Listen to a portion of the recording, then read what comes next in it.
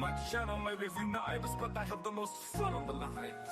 Settle in and grab a snack. Juvan and his vibe will arrive to attack. Talking blades and casting shade. There may be some friendly debate, but please no hate. Wow!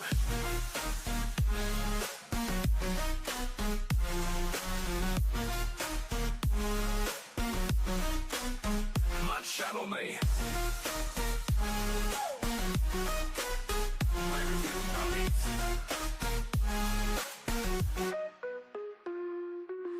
My channel may review knives, but I have the most fun on the lives. Settle in and grab a snack. Juvan and his vibe will arrive to attack. Talking blades and casting shade. There may be some friendly debate, but please no hate. But please no hate.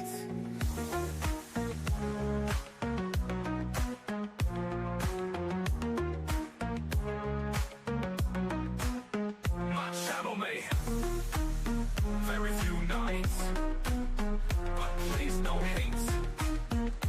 But please no hate. Wow. But please no hate. Wow. Very few knives, but please no hate. But please no hate. My channel.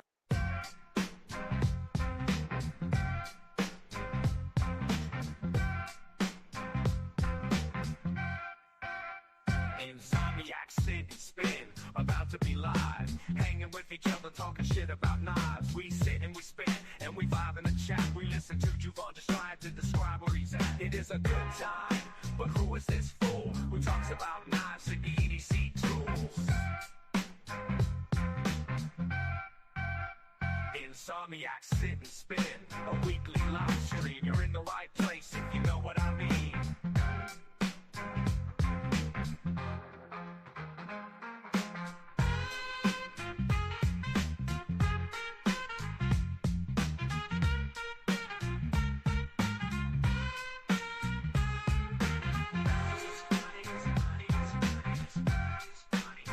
Insomniac, sit and spin, a weekly live stream. You're in the right place if you know what I mean.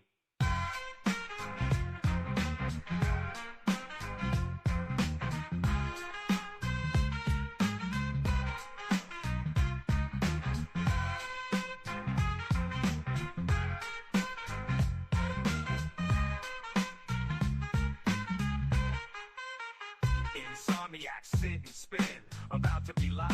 Hanging with each other, talking shit about knives. We sit and we spin, and we vibe in the chat. We listen to Juvan just trying to describe where he's at. It is a good time, but who is this fool who talks about knives and EDC tools?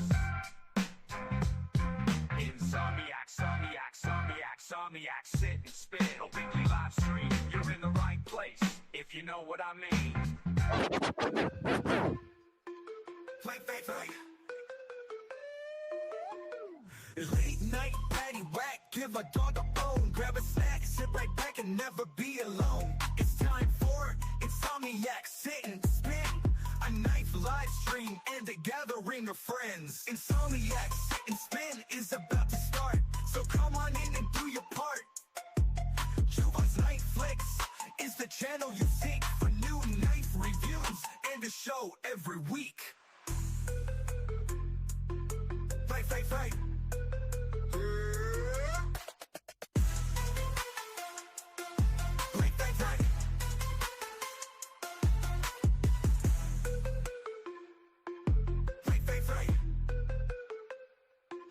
It's all the Insomniac, sit and spins now on the air for all the knife freaks who can't sleep.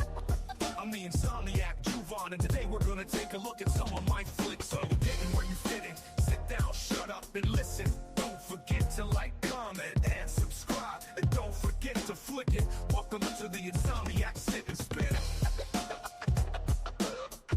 Welcome to the Insomniac, sit and spin. Welcome to the Insomniac, sit and spin.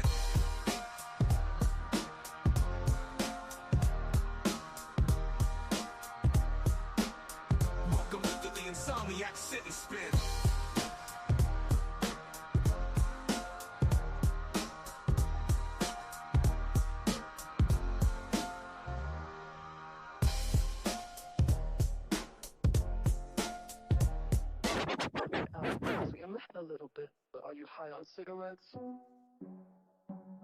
And when that stuff runs out, you're gonna wanna make it. Are you high on cigarettes?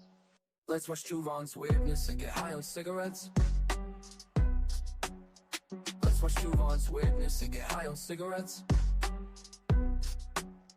Let's watch Juvon's weirdness and get high on cigarettes. Let's watch Juvon's weirdness and get high on cigarettes.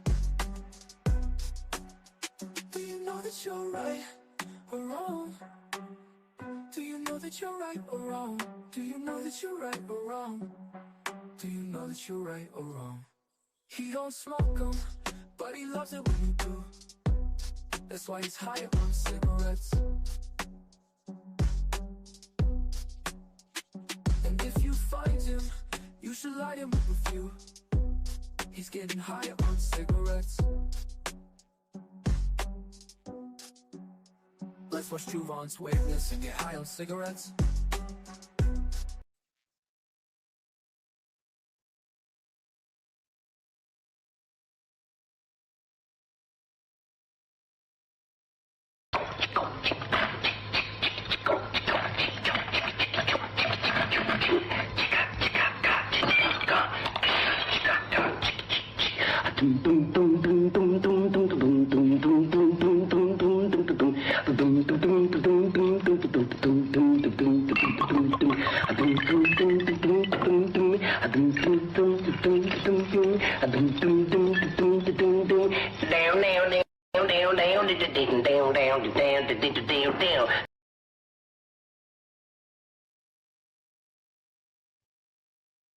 What is up, guys?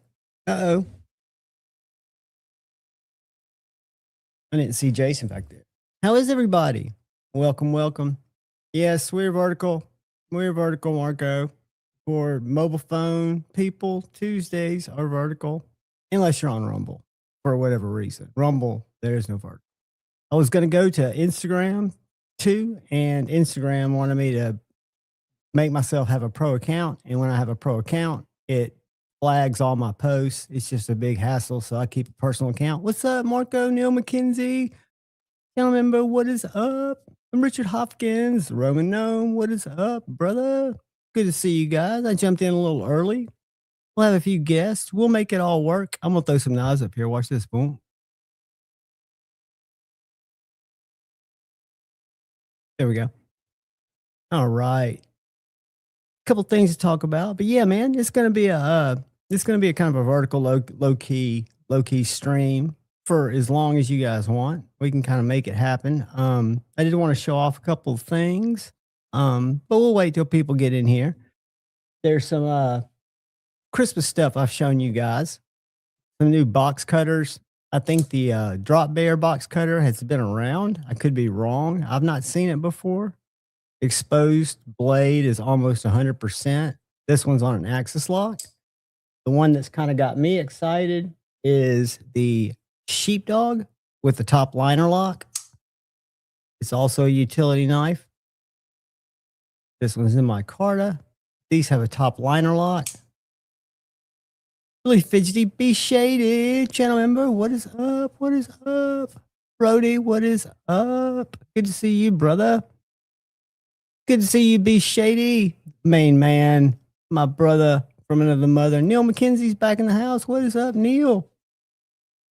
So I've enjoyed these. I've got one that's got like a Christmas motif, a sheepdog that I use at work. We open a lot of boxes. We get in a lot of case knives, a lot of just random knives come in. Usually I'm not there to unbox them, but I do break down the cardboard before I take it back just because I'm a knife fool.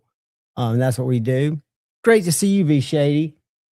But this is something that I did a review on this morning that Shane let me borrow.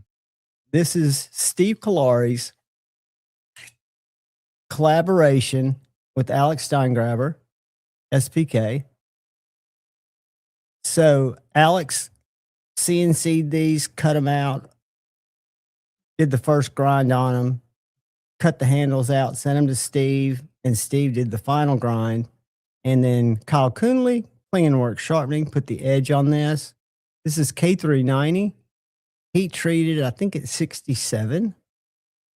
And guys, this is an absolute like just paper separator, cardboard separator. It is so thin. EDC, KO, what is up? Henry, what is up?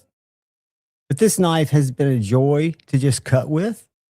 It's about, I'll measure it in a second, but I think I want to say it's 7.5 inches. Scary, scary sharp. But just what a wonderful knife. And the fact that that's a collaboration that I can see happen in the future with other makers, because Alex's stuff at SPK is so precise, from the Lumia to the Shark to this knife of Steve's.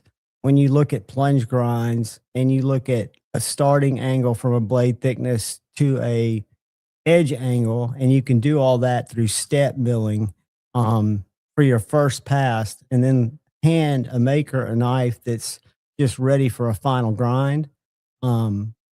It produces some wonderful, I think, controlled results. I've only seen one, so I can't say they're controlled. I do say that as far as sharp knives go, let me get my handy dandy coupon book.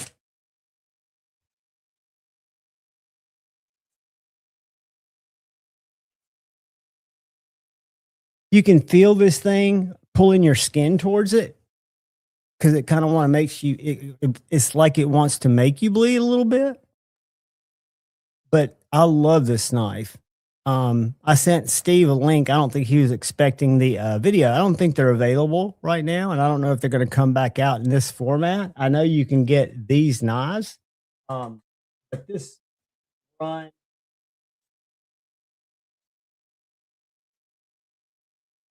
that was done with Alex and Steve, I think should continue on. I hope it was profitable. It is, while we're thinking about it.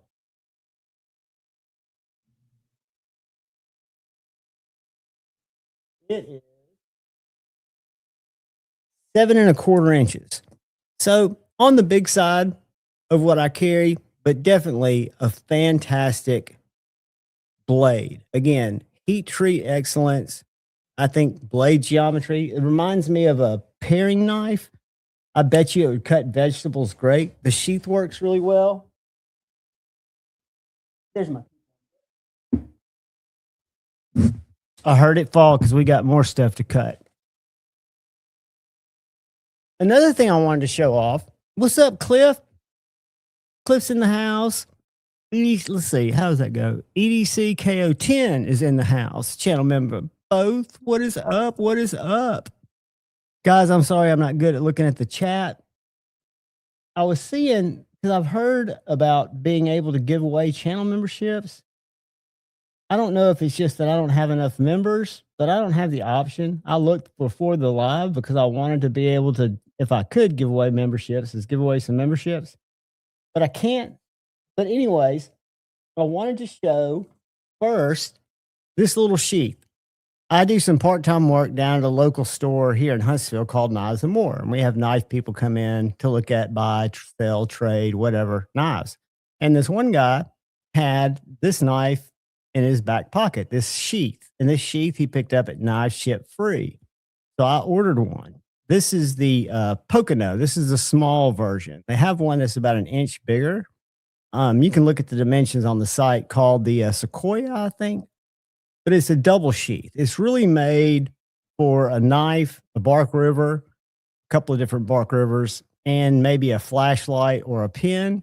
But I've got mine set up perfectly, because this is how my customer had his set up. A Chickadee. I've got my S90V full flat grind Chickadee in there. And I've also got my SE3 in Rex 45. And they just ride really nicely. I carry this. I wear this kind of flannel shirt coat type thing. And so they just ride. This rides in that coat pocket, but it also rides very well in my back pocket. I like to have a clip when I put something in my back pocket. So this is kind of a bit of coat pocket type carry, but it gives me a big knife for me and a little knife. I just thought it was a cool sheath, and it was $34.95. The bigger one is $37.95. Let me show it to y'all real quick. I got a knife ship free. This is the first, I think my first order from Knife Ship Free, maybe my second, but it came really quick. I'd forgotten I'd ordered it. Let's go this. And all I did is I went there because he told me where he got it, and I typed in sheath.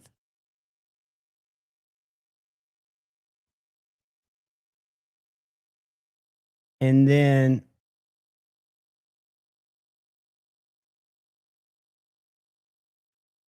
that's the Allegheny. I'm sorry. The Allegheny is the bigger of the two. The one I ordered was this Pocono here. So the dimensions on the one I have is 5 inches by 4.5. The main pocket has a 1 inch width, and the secondary pocket has a 0.875 inch. And that's perfect for my Guardian 3 and for my Chickadee. Now the bigger one,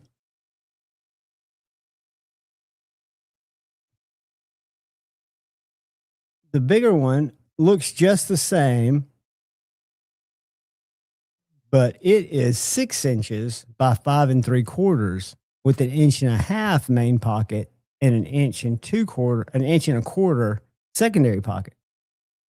So for those of you that are pocket droppers or are looking for a way to carry either a knife and a flashlight, knife and a pen, or a couple of knives, or knife and a slip joint, I guess, for that matter, I thought these were cool. And I would have never known about them if that customer guy hadn't walked in and said, hey, check this out. And I was like, that's pretty cool.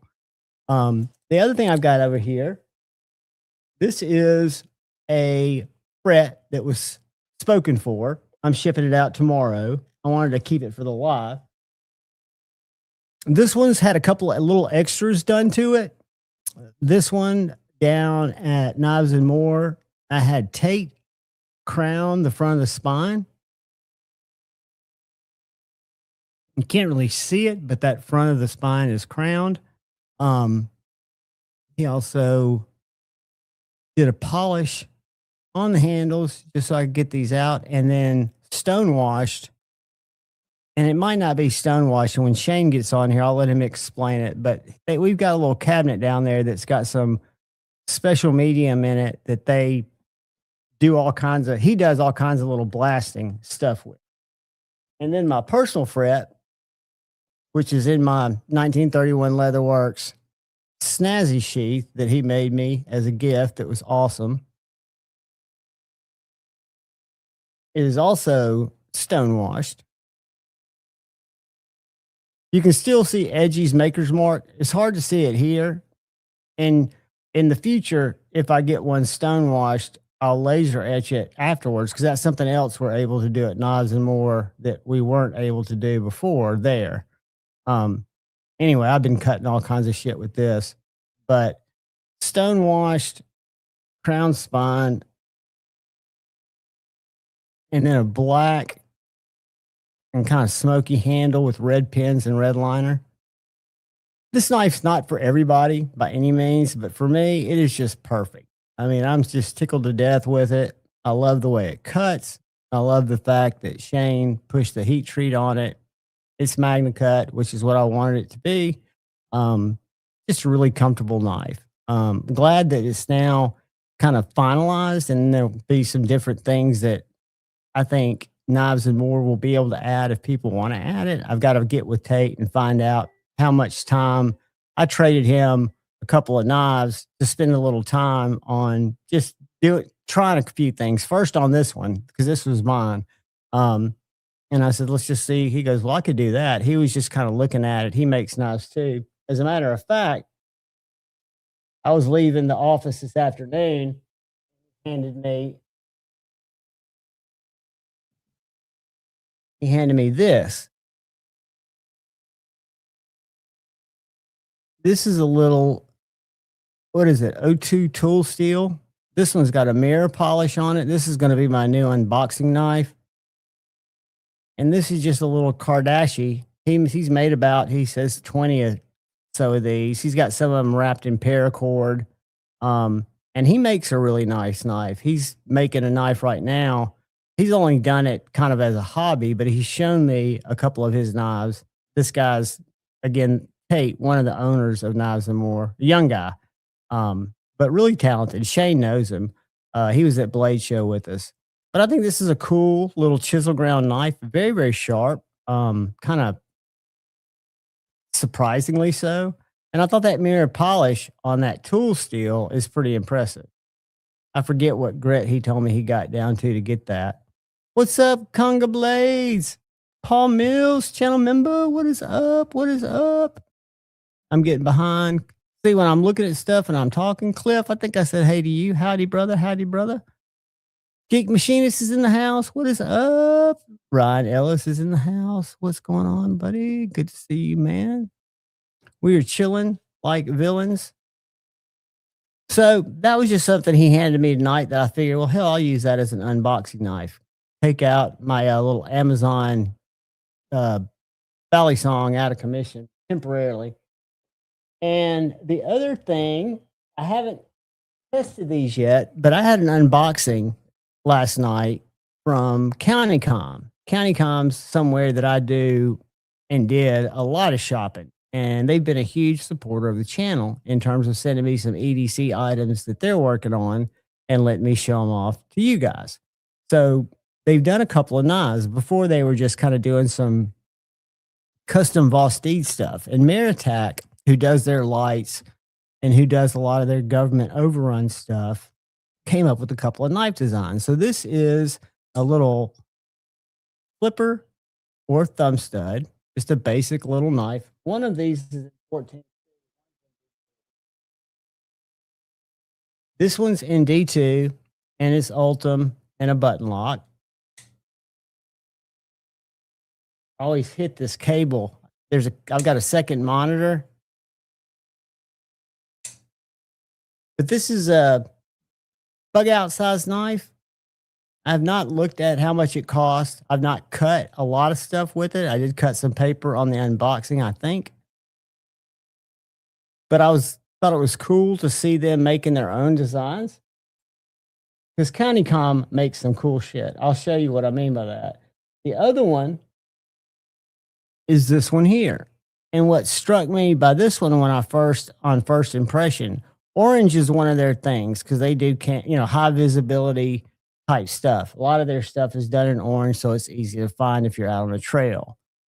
This has got a G10 with a really interesting pattern milled into it. So it's got a nice texture, looks cool. This says Meritac on the blade. That's who makes their lights and who makes this knife. Got a flipper tab and thumb studs. It's in 14C. Liner lock. Cash money action. And a cool knife I'm not calling it their first knife.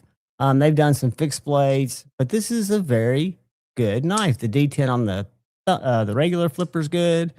The D10 on the thumb stud's good, and I hate thumb flicking. And then the D10 on the reverse flick is money, as I miss it.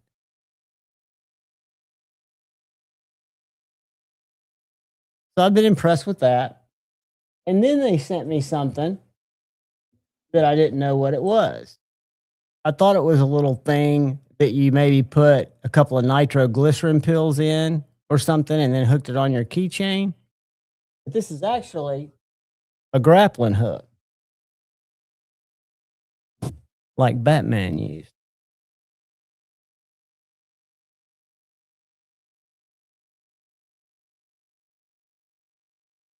So I've got these 3 little spikes that have a washer on them.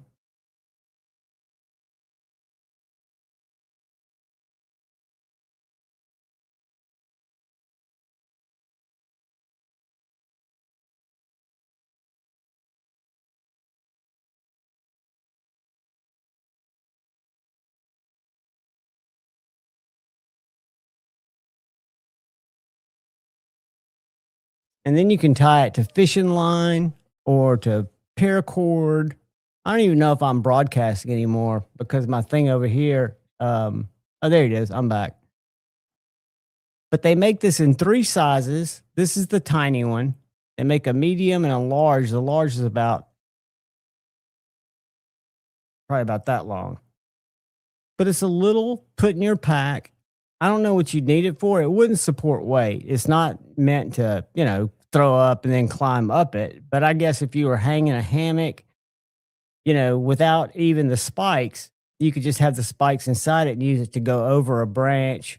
Or if you were trying to drag something that you dropped in the water, because these spikes screw in. These spikes aren't coming out. Now, they're not going to hold my weight. They'll break right off. But I think you could probably snag some stuff with it. And then they sent this, and I didn't know what that was. Little titanium.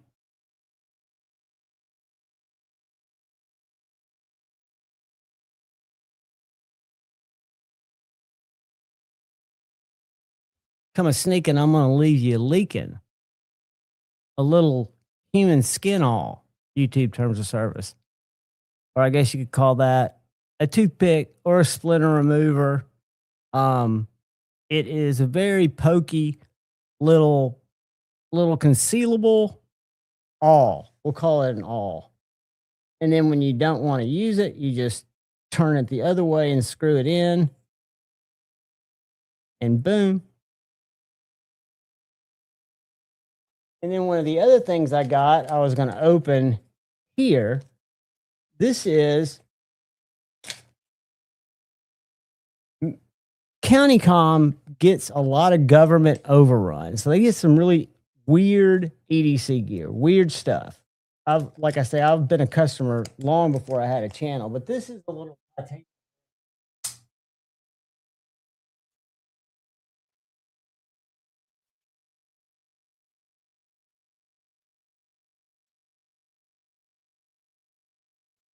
and so I don't know what one would use a small titanium wrench, but it's well made. It's light. It's an adjustable little mini pipe wrench that goes out to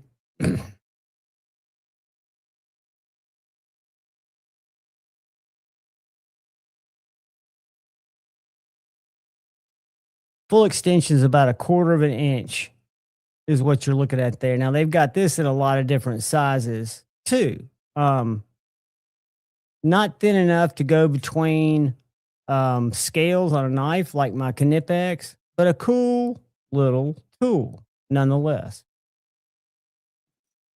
They sent me a little Ultim stash box that I'll show off. I'm going to do a tool review because I've got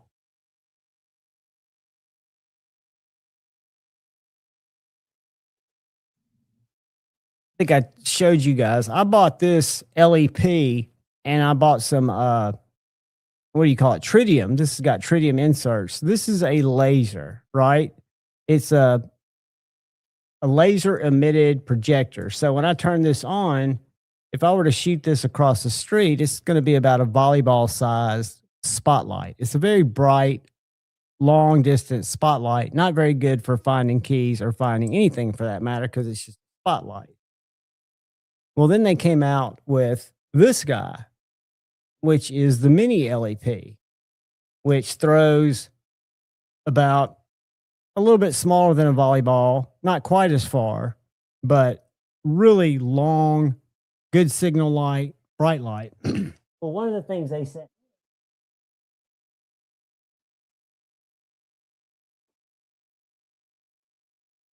I did not know what it was, but it's this little peanut looking guy. It doesn't have any buttons on it, but you turn it till it makes contact. And I have not tried to shine this outside. This is a micro LEP. So it's that little, and then just to turn it off, you just simply untwist it. Just a couple of turns. But these little things are badass. And I was flipped out by how bright it is. It's got a tiny little battery, but very cool.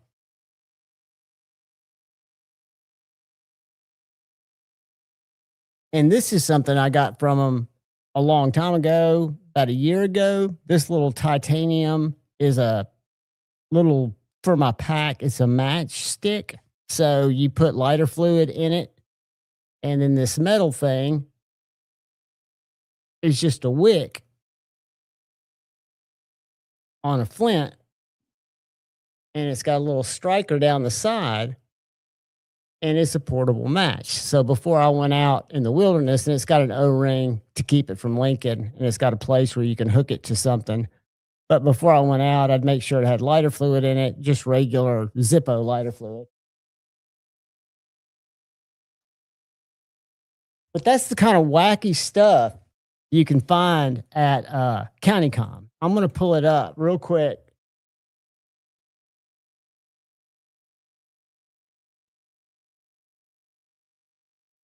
Because a lot of the stuff is very affordable because, like I said, government overrun stuff. Hold on 1 second. Hey, buddy. Let me pull this off. Hold on a sec. Can I hear you? Can you? Yeah. Hold on. Hold on. All right. How are you, buddy? I was getting ready to share real quick. CountyCom site. They sent me a grab bag of stuff to show off. Yeah. And some pretty cool giveaway stuff. But they make, you talk about just interesting EDC gear. So they buy a lot of government overruns. So you'll see some stuff. They make some cool stuff. I mean, you have to kind of nothing that you need. Like, who needs an 18-inch titanium adjustable wrench for $989? Right. And that's a rarity. An aircraft mechanic or something might. I don't know. Well, that's what some of this stuff comes from. And if you go down here and read about it, this is a serialized piece. It'll tell you what this it could be hermetically sealed, members of the U.S. military explosives. Yeah, I was going to say it could be in a spark-free environment, like where you can't have sparks. Yeah, so they're not allowed to have any hardened steel tools.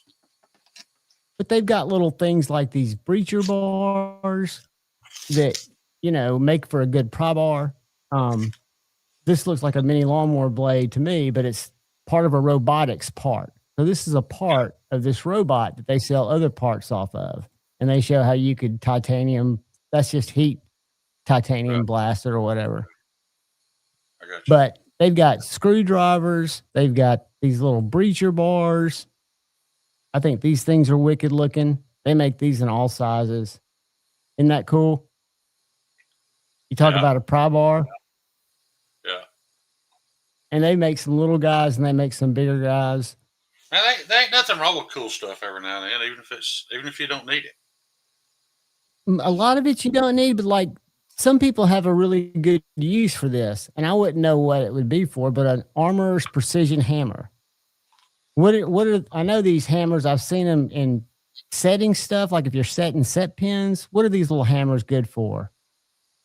I don't know, but the brass it's called a delicate. It's a non-marking hammer. So whatever you hit with it's a delicate operations hammer that was requested by an aerospace company. Yeah. And then it's got different heads, so just weird stuff like that, tools, gadgets. And they seem to do a lot of geo-catching stuff, like outdoor stuff at night, because they have flashlights. They've got these little glow patches, little grills. I like that answer. Beach Rhymes Knife said, with pride. You carry it with pride. But I mean, there's all kind of stuff like that we don't run into every day because we don't live in those environments. But in a laboratory setting, you can't have things that create static or a spark or. I was trying to find some more of that robot stuff that's just real random. Those little radios they sell, I would never have. Like, here's a titanium Ultim something something robotics. That's just like a little probe. But again, just from weird companies and it's overrun stuff. So you'll never really know what you'll find when you go here. These little mini markers, I guess these are for marking a trail. Like you get them bright, and then on your, like if you're geocaching or you're out hiking, you hang these from trees. I don't know what you do with these. Yeah. That's, I mean, you nailed it. That's exactly what you do with those.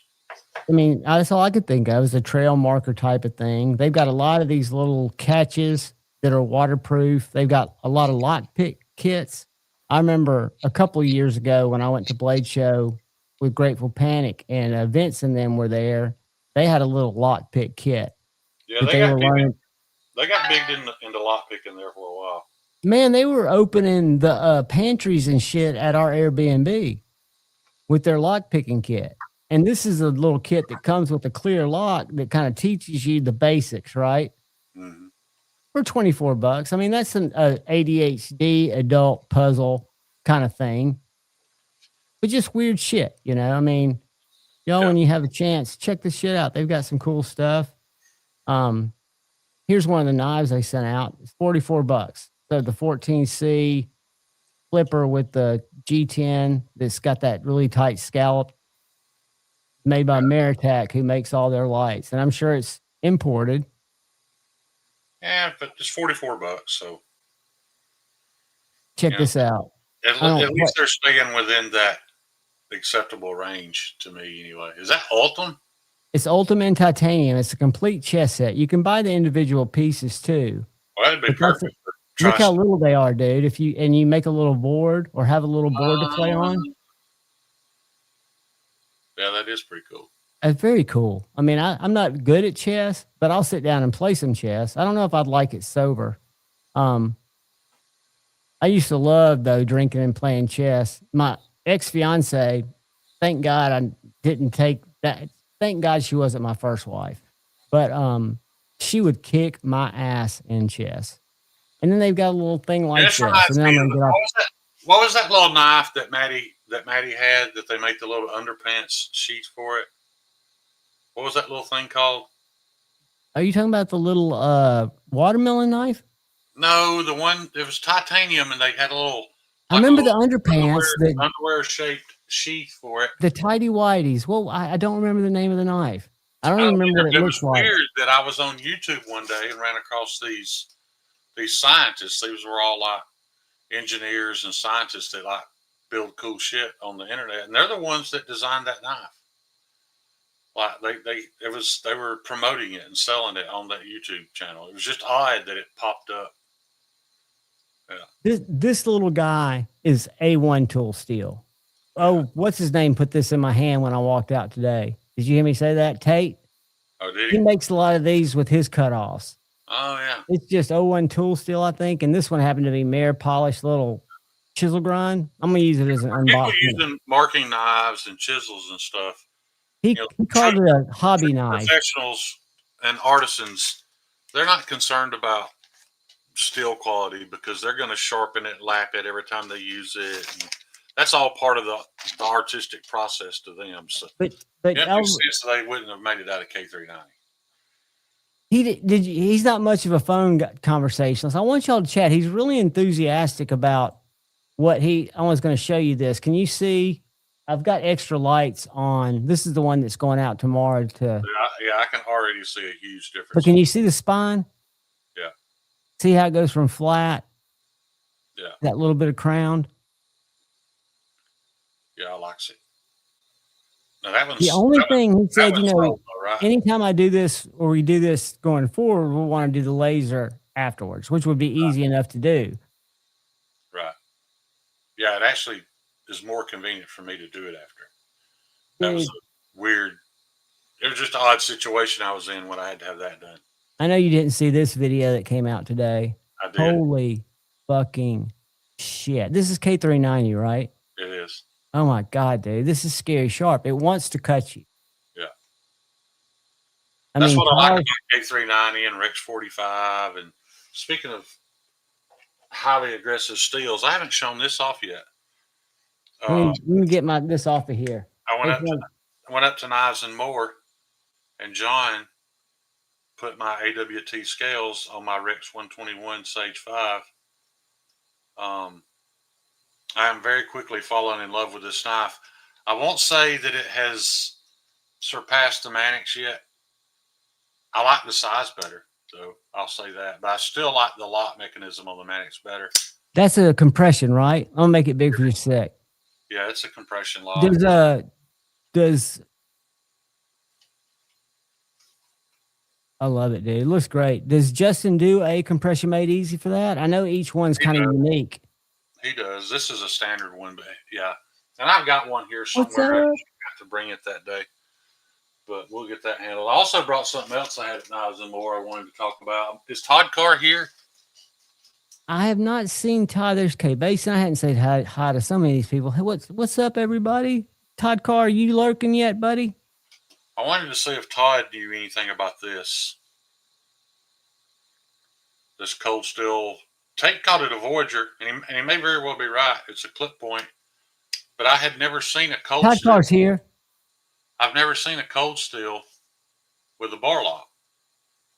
I bet if he says the Voyager, it probably is, because that's one thing I've learned about him. What's up, MPG EDC? What's cool about this though, the bar lock, they didn't copy Benchmade at all. It's a oddly different setup. Like these are screws, and all that had happened is one of the screws had backed They're out. making you big. How's it work? I mean, it works just like a Crossbar. It's just a crossbar lock, and it's got a thumb disc. But somebody said Recon first gen. That could. I just think it's cool that they didn't just go. They didn't just blatantly copy Benchmade. It's basically the same, lock geometry. But these are screws, and apparently it had backed off, and it had the locking mechanism all janked up. So Tate fixed that and put an edge on it for me. This belongs to a local friend of mine. I've never seen a Recon with a bar lock. I even looked it up, and I think I looked up Voyager with a bar lock, though. Maybe that's where I messed up. We had a customer show up this afternoon who I guess has been there before. I've never met him. He was a watch guy. He had a really nice watch. Drove in a Tesla, an engineer, and he was looking at the bug outs, and he noticed we had the Flytanium scales. So he wanted some Flytanium scales and a bug out. He bought both, and Tate said, "Do you want me to put those scales on for you?" And he's like, "Oh, that'd be great." And he said, "John, just ring them up and I'll put the scales on." And Tate had the scales on by the time I had the guy rung up. And the guy walked out and I was like, "That was nice of you, Tate." He goes, "Dude, I've learned.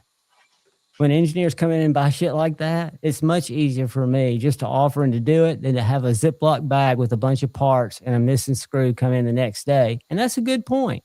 And I mean, he put it together, but he had Flytanium makes a little small metal tool that I guess is sized up for the Benchmade. The purpose of that little story is I've learned that the reason Benchmade is about to have another price increase, I don't know if it's all models, but they can. People come in there and buy 3, 4 at a time.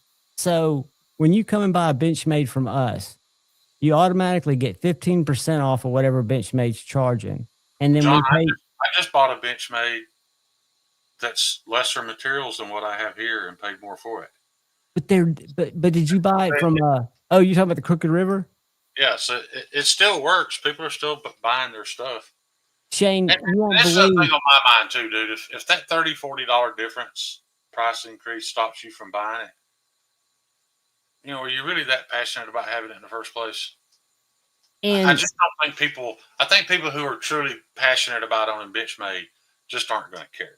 No, and my point was, was, cheaper, don't get me wrong. they're a force to be reckoned with. If the knife community as a whole quit even talking about them, when I say knife community, I'm thinking the YouTube knifers. If Benchmade was never brought up, I think there are enough people.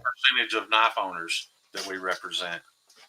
Tiny. I mean, these guys come in there and they'll buy gifts. Like I had a guy yesterday, an old geezer. I mean, he was just buying random ones that based on the color. He'd buy a couple of automatics, a Griptilian, and he was just buying them for family members because they're good knives. That in cases. Before we get off the subject, it seemed like I forgot his name already. That one guy seemed to know what this was. Any chance this is XHP, or does anybody know what steel these came in? I think it's cool that it's been used. Tron Knife is the one that said it was a Recon 1 first gen. Nothing Fancy has a video on it, Shane. I think it's cool that he's used it so much. This guy's a mechanic, by the way, that he's wore the coating clean off of it. But he's not just like a regular mechanic. They build, 15. It says that's a California prototype Voyager.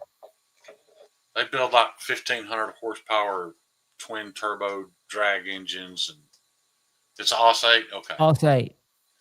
Well, it shocked me. That's the Tate sharpened it. It's I've never experienced AUS 8 that was this aggressive feeling like. And I'm really impressed with Cold Steel's grind on this, because as you can see, they didn't go for super thick and beefy. It's actually got thin blade stock and a hollow grind. This is a very slicey knife for it. Probably one of the sliciest Cold Steels I've ever experienced.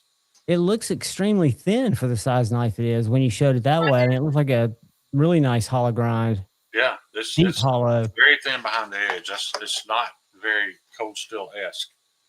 Well, one thing that I'm learning, and it has not come up one time, and I'm surprised because our buyers consist of the older case buyers that also buy Benchmade, that of course they don't care about steel. I would think these engineers would be more metallurgy knowledgeable because they're knife guys. They've been knife guys for maybe 2 years, maybe 3 years, maybe 5 years, but they've been buying Microtechs and Benchmades and style. You know why I think engineers are interested? I don't think they're necessarily knife users. I think it's one of the few things left out there, though, that you can still geek out on a little bit.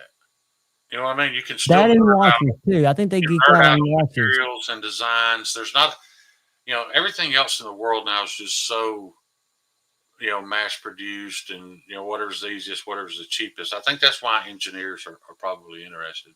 Somebody said, Beach Rhymes knife. I have never and never will have an issue carrying a Cold Steel and AUS 8 or AUS 10. Those steels don't bother me at all from that company. Agreed. They're just as good as the S35VN that came along to replace them. There's no reason, unless there's a scale upgrade, there's no reason in my mind to pay more for a Cold Steel and S35. It's never tested any better. Congratulations, young lady. I've been scrolling up because I saw somebody congratulated you and wanted to see why. That is just delightful. Congratulations. It's the most beautiful thing in creation. It's the best. It's the greatest accomplishment I've been a part of in my life. I mean, there's lots of people out there who can make all kinds of things, but the fact that with very little input from us, Kathleen Smith, women can create life, man. That's freaking mind blowing. Right. That's why I say I participated. I think it's sad now. There's this new feminist movement. It's like don't just credit us for big baby makers, man. What bigger thing on the planet is there? I mean, what could? I just feel bad because I feel like the feminist movement is trying to discredit that because a lot of them don't want to have kids. So I get it, but man, that is well, humanity stopped. There's no other accomplishment on the planet that even comes close. Oh, humanity made a living, breathing human being.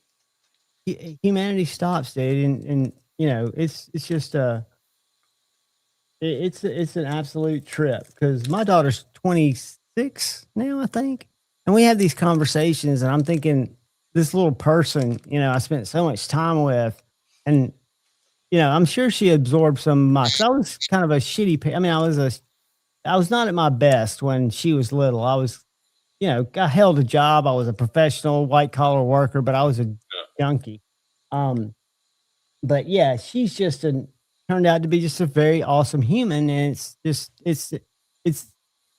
the greatest thing ever. I don't know how we got off on that, but MPG, congratulations, young lady. A guy came in tonight, Shane. You'd liked him. He had 4 earrings, long gray hair. He was with a redhead lady who had a major tattoo. I would think they probably ride bikes on their spare time. Yeah. But a lady was in there trying to get her husband an out the front Benchmade, and he was buying a Benchmade and had one in his pocket. One, I thought a dope. He had one in his coat, and he reached down in his boot and pulled out this Claymore, which is what she ended up buying, which is an out the front Benchmade. And he was talking about, you know, carrying knives, and he carries one in his boot, carries one in his pocket, probably in his 60s, mid 60s. And again, these guys just like we used to order knives. Like I can think of when I used to be an early knife buyer, and these aren't early knife buyers, but they come in bi-weekly, I would say. On the low side, you see the same people, and I've only been there a little over a month, around a month, but I see patterns in people, you know, that come in. The case knives, we've got a bunch of books, and I've actually started dedicating myself first to learning the new case patterns because there are not as many to learn. But there's a method to the madness of the numbering of those things. Today, I wasn't down there, but the traditional knives I used to have the little chart where you could date them. Yeah, I've got a little card. They got a little wallet card. I've got one of those. But this guy came down today, drove down 65 from Chicago, had an appointment with John to sell and John said he got them. He didn't tell me how many there were, and he's got to go through them and restore them and get them ready. But I'm guessing probably maybe 70, 60. I'm just throwing a wild number out there of percent of that business is case business. And it's not just the new cases, even though they're the top level of case dealer, which is different. These guys are throwing up all kind of facts about this recon. Go ahead. I'm sorry. Are you getting, dude? That's cool. Yeah, we need to pull it up. Why can't we pull it up and let's nah, they've already done it. It's good. Yeah, that's pretty cool stuff, though, man. Pretty cool stuff. But the cases that we get, you know, I've ordered 3 side busters off of Amazon, gave them away. None of them came centered. They were acrylic. They were only $35. But we get a lot of case like side busters, for example. I like single blades, slip joints. Me too. And, you know, these things are pretty authentic patterns. I just don't remember, you know, I hear a lot of people talk about Great Eastern Cutlery and talk about Shatton Morgan, Hen and Rooster, but you don't hear a lot about Case. And I think Case has a place because, man, they make some nice knives. I mean, not my steels necessarily, but when you look at them. Case is also one of those companies where if you went there today, you'd probably find a handful of men that have been in there making those knives for 25 years. You're probably right. They've journeymen. They've bought homes. They've put their kids through school. They've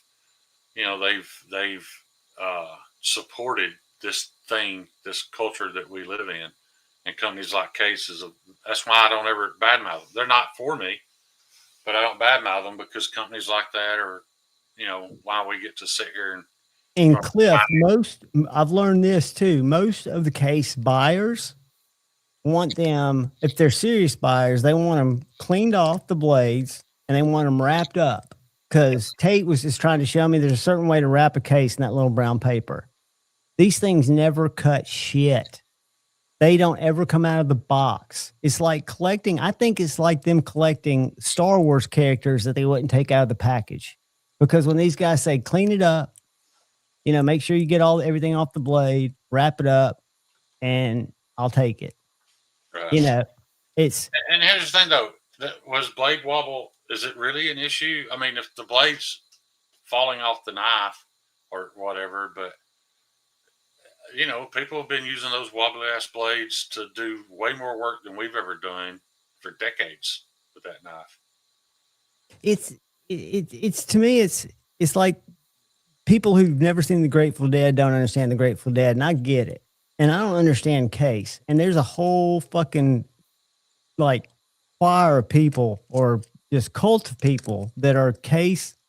And I think that's because when you were exposed to knives, you were exposed to something so much more advanced than where Case was at the time. Well, I think I'm surprised I don't hear more people talk, because I know when we hear people talk about them, it's the things I used to say and the ones I experienced, they weren't great quality.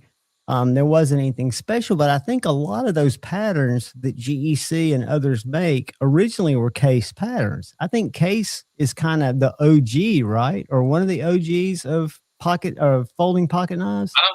I could be wrong. I don't think Case has been around as long as Boker has, though. No, Boker's been around longer for sure. For sure. Did I show you those Bokers I brought to Blade Show a couple of years ago? No. They were hand-me-downs to my brother-in-law, and he brought them to me and just asked me if I could find out any information on them. And he was pretty sure they were World War II era because they've been handed down several times. I got really lucky, dude. At Blade Show, one of the Boker historians was working the booth, and I walked up and handed them to him. He's like, "Where did you find these?" And I told him the story. I told him about his granddad, being in the Korean War. He's like, Korean War. He's like, no, these knives are pre-World War One. So that's how old these things are. And he was asking me, could we fix them because one of them had a broke blade. And I was like, dude, don't do anything to those knives. Just keep them the way they are. They've been around. They're over 100 years old at this point. That blade could be left in somebody's bone somewhere. Yeah. The one like that Benchmade I've got over there, it's useless because I probably should send it to Benchmade and get the lock fixed. But I've thought about getting the blade fixed. But is it the spring or the lock? It's just an Omega spring.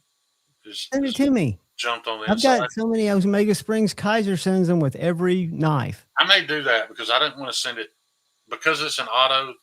That had to send it to a gun dealer or whatever for me to get it back. Can fix it if it's an auto. Yeah, I'll bring it. It is an auto, but knowing that the tip of that knife is, buried in some ISIS fighter over in Cliff, talk. Hold on a second. So you won something from G-Ball or G-Man. That's somebody different, and they haven't mailed it. I've read all your comments. You're not blocked. No, I think he's talking about this where he won something and he can't get back in touch because he's been blocked from the person he won something by, unless I'm reading it wrong. I think he's saying he wished somebody would say something. Who is it? Is it who's G-Man? G-Man is the only G I know is G-Ball. No, there was a G-Man. Cliff, you're not blocked in here, buddy. Nobody's blocked in here. I thought he was G-Man. No, that's Z-Man, I think. Never mind. I'm not sure. Yeah, Z-Man was somebody different.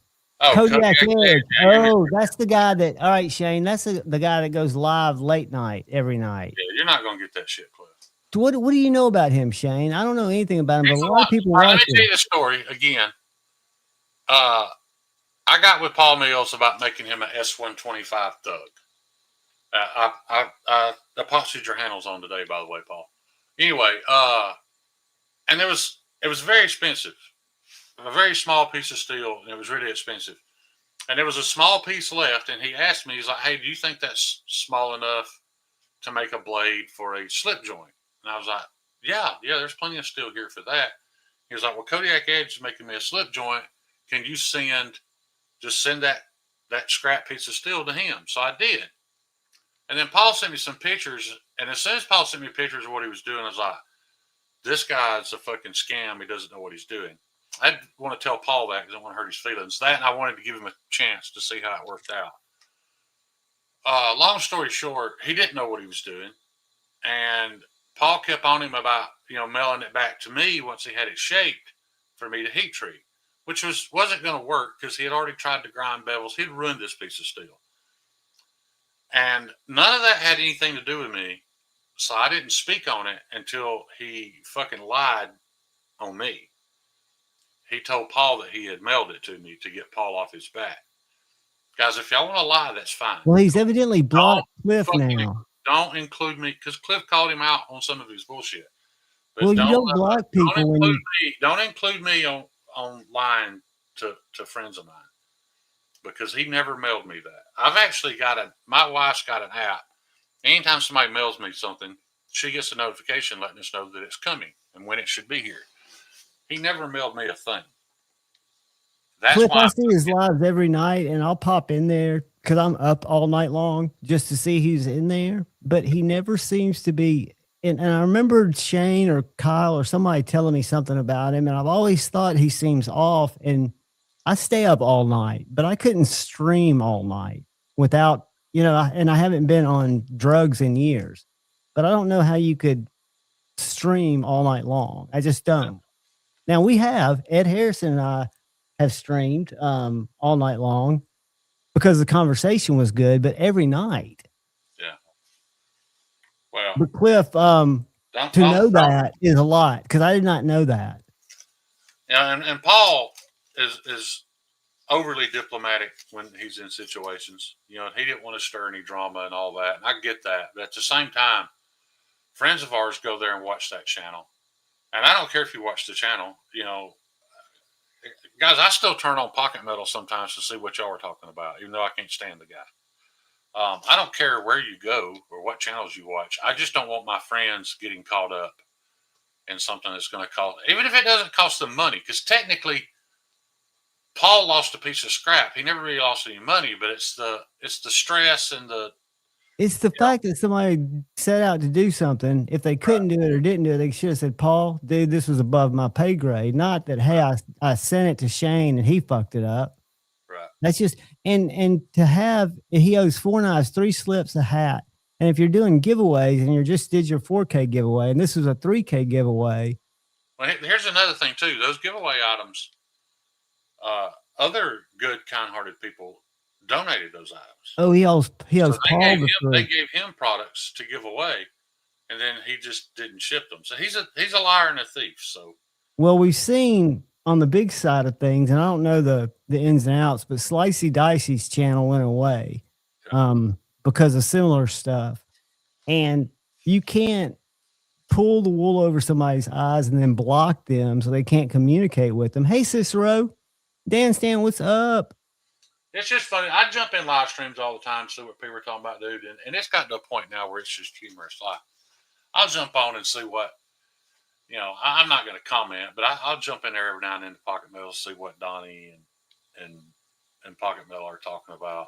And it's just, it's hilarious and entertaining to me because, you know, I've got to know these people way deeper than the YouTube chat, and then you hear them say things, and it's just one contradiction and one lie after another. It's just it's kind of pathetic, man. But if you're live enough, something's going to trigger you to where your mask comes off. Right, you know, and they bring me up. It seems like every live stream. They might not say my name, but they're certainly talking about me, and that's fine. You know, I don't care. Luke's got a question for you.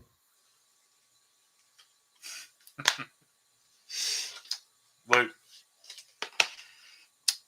I'd never thought about this previously, about how gross this sounds, but I've been using this spit bottle, I bet, for a year. That's disgusting, dude. I literally, about once a week, I wash it. I've even got one of those brushes like you wash cups with that we do not use on dishes. I've got it just to wash my bottle out with. And but the plastic is permanently stained brown at this point. Because it's all soaked in there. Yeah. You know, Beats. I think I'm going to pass on selling it, though. Slicey Dicey was the perfect example of how not to do it. But if you look at like Logan Paul and any of these YouTubers that get caught up in a scandal, their apologies are just as bad, if not worse. And there was one reason, because the general public can tell that none of these people are sincere. They're apologizing. They're sorry they got caught.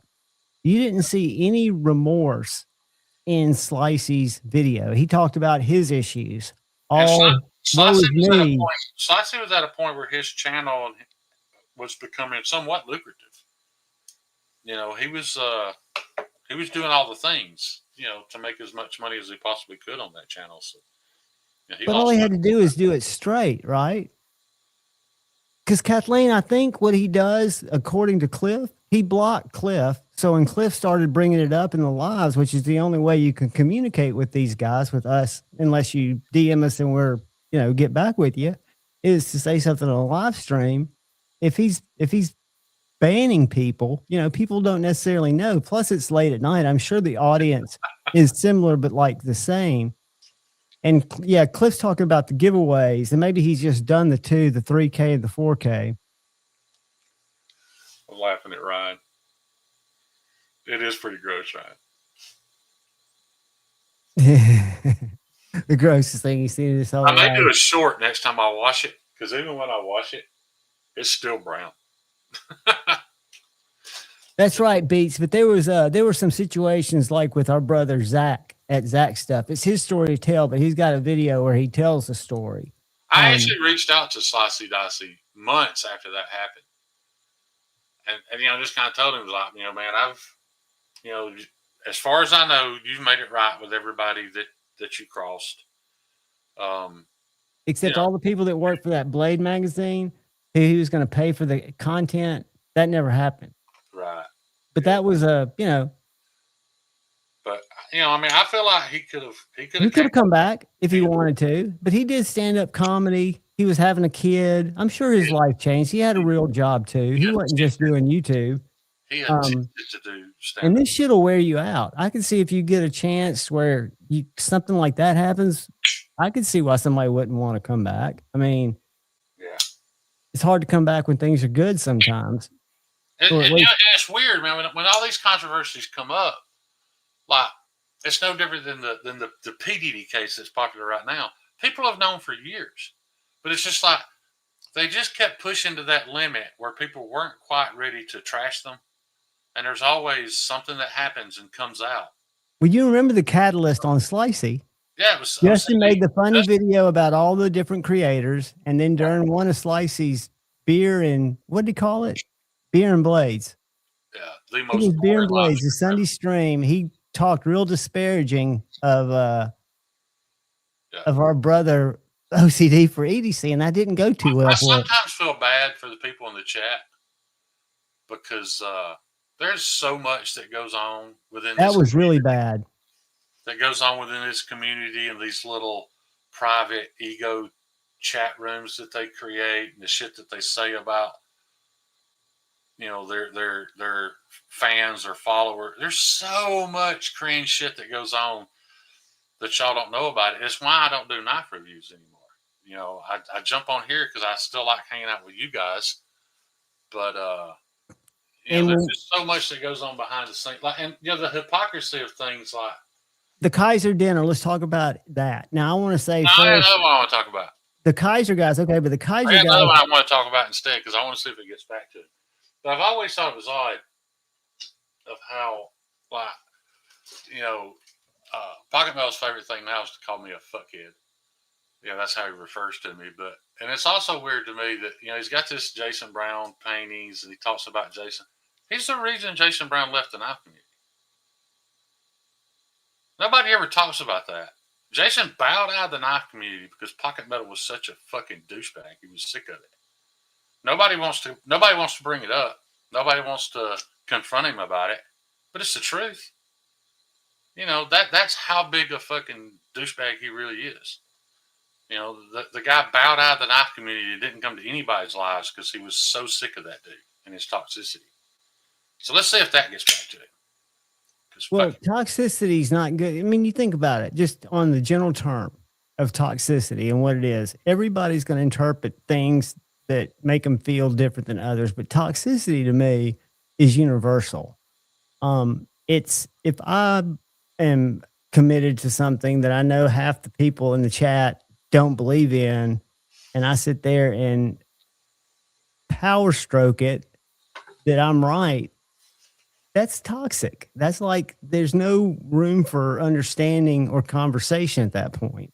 It's just not the place for things to, there are places to talk about things and places where you really can't do anything but confuse the situation or make it worse. And I want live streams to be places where people can hang out. And if there's things that happen in chat, which I know there are between people. That's not how you're supposed to do it, John. You're supposed to cuss people and call them fucking idiots if they don't see things the exact same way that you do. You say that, Shane, and I watch these streams, the weird ones I do, and these people cuss their fucking donors because the whole thing is they only read the paid chat because it's just on my channel, John. I had viewers being cussed and told they were fucking idiots because of their beliefs or how they ate their steak or whatever. That's why I got sick of it all. Yeah, it's just not, it makes it uncomfortable because like these things they're not natural to do because we're really talking to ourselves but for me, they're my social life. Oh my God. All right, I got to show something that Joe Isabella just sent us. This is what I call breaking news. Oh, I'll be back. I'll be back. Oh, I got back. I thought it was going to kick me all the way out. All right, I'm going to share this from Joe Isabella, from the hands and the mind of Joe Isabella. And if I drop out, I'll be back because my computer's doing weird shit.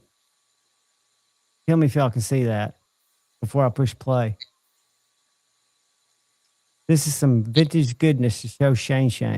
Can y'all see it? Yeah, can you make it bigger? Damn it, Joe. Me and Joe, I kind of stopped talking about it because I haven't been able to work much.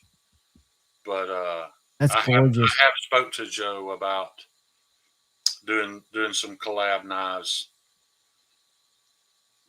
And y'all would kill it, dude. Yeah, I'd love to see some of Joe's work on some of my blades for sure.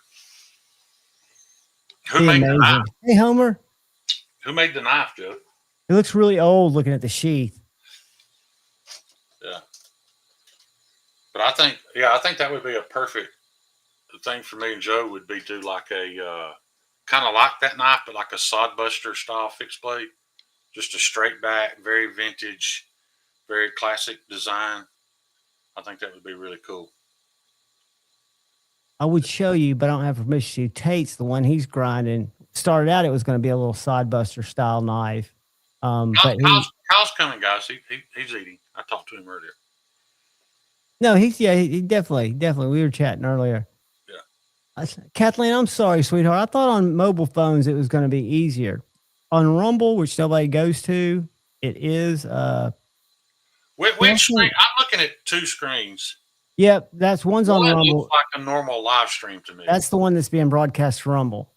Now the vertical, I learned that the other night when you were vertical, I was like this most of the live stream. Yeah, because that's why I set it where you can see both of them, so you can kind of center yourself. Yeah, I have to pay attention to make sure I'm still on screen when you're vertical. That's I get it that people don't care for it that much, but if it gets John more views. It gets about, the only reason I do it on Tuesdays is it does get about 2 to 3 times the views. And if people discover the channel and watch my long form videos, I want to grow. I don't want to grow aggressively. I don't want to grow non-organically, but I do, want people to find it without having to lure them in. Yeah. With stuff. What's up, Maddie? Maddie, have you gotten your prick yet, brother? Let me check pirate ship. I'll just tell you. And I got to ship out Ed Harrison one Saturday or Sunday. I had to do it Sunday because I would name it the Sodbuster for sure, but I just mean that style. It's kind of a skinny handle, skinny blade. Well, what I was going to say is he started with the Sodbuster, but it turned out he had to do a clip point because in his grinding something changed, so he did this little clip point that looks pretty cool. The shape of it. Who did? Matthew's in transit. Yeah, Tate. He got his little grinder at his house. Let's see what it says. Friday, ship date. When's he going to be delivered? Let me click on this. I'm literally surrounded by steel. I've got all the steel I'll need for a good while unless I get something special ordered. But I just got to get back to where I did work today.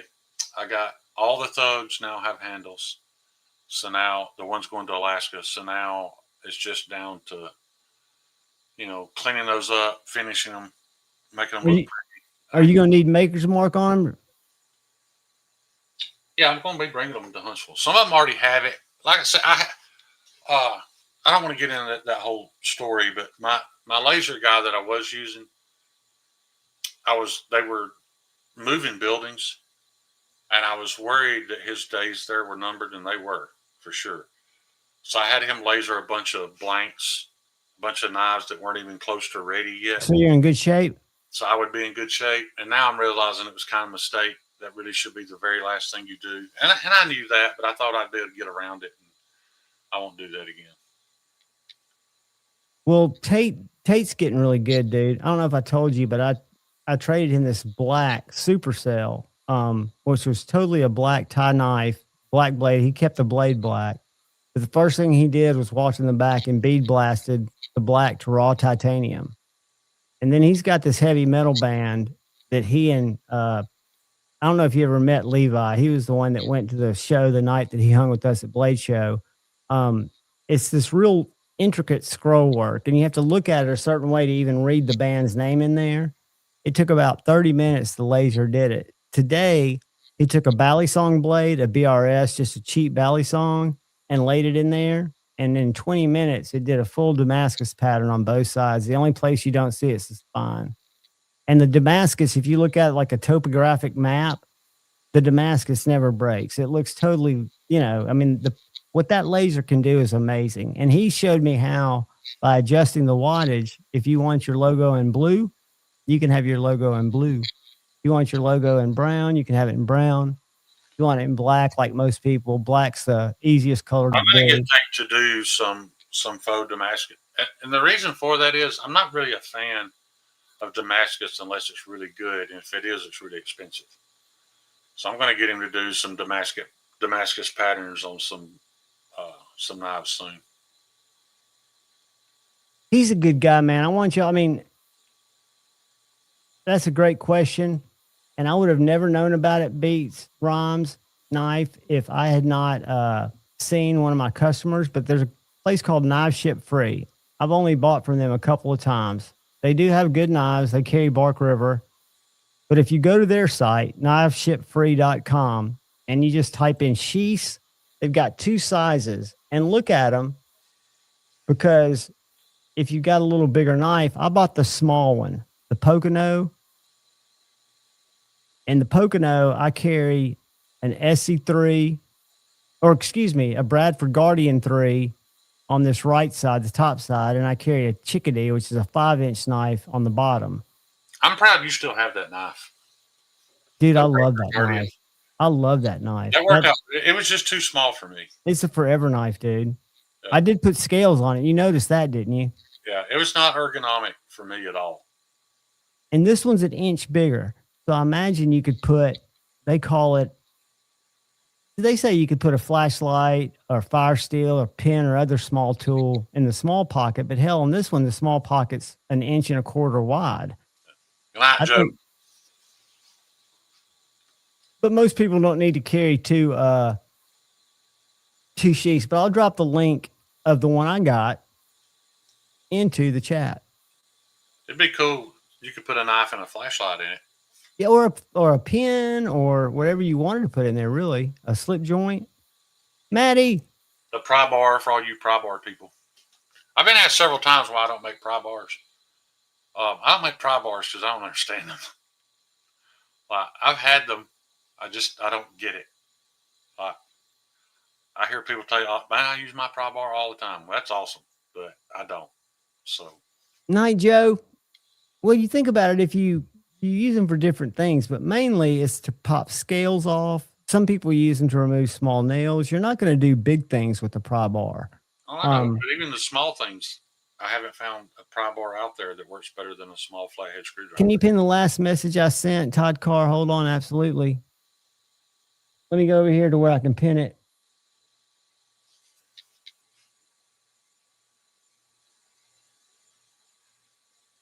Hey, who? Great. I didn't even know that tip. Guys, Todd Carr, the man with the knowledge. What do you say?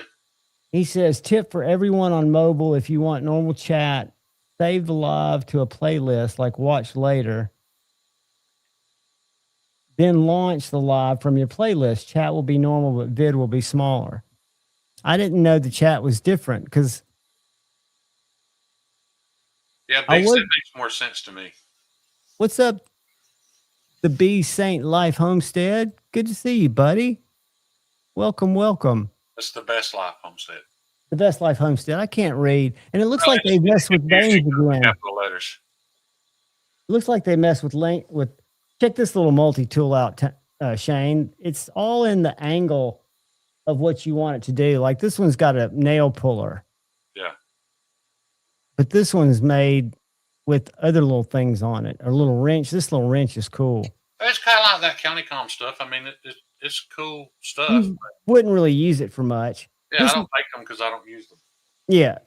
Well, I noticed that I'd rather Steve Kalari makes some to make pricks just because, we can fantasize about Pricks are cool. Yeah, burying that thing in somebody if we had to. And it works as a pry bar at all truth. Yeah, I mean, I didn't that all the ones I've made so far were crew wear, and I didn't harden those as high as I would a blade because I wanted them to retain more toughness. But yeah, Man, and if I want to make a pry bar, I mean, the best thing to make a pry bar out of would probably be ABL. In all honesty, just make it out of something cheap because ABL's tough as shit. I'm trying to think of those. What does Strider make those little spikes out of? It's not what I would have thought it would have been. Strider nails. They call nails? Yeah, they're about that long.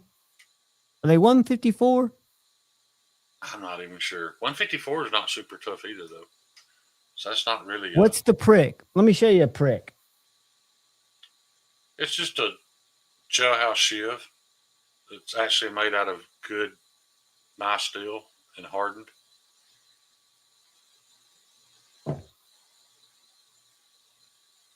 That's a prick right there, buddy. Yeah. What's this one, Shane? K390? That's crew wear. Crew wear? Yeah.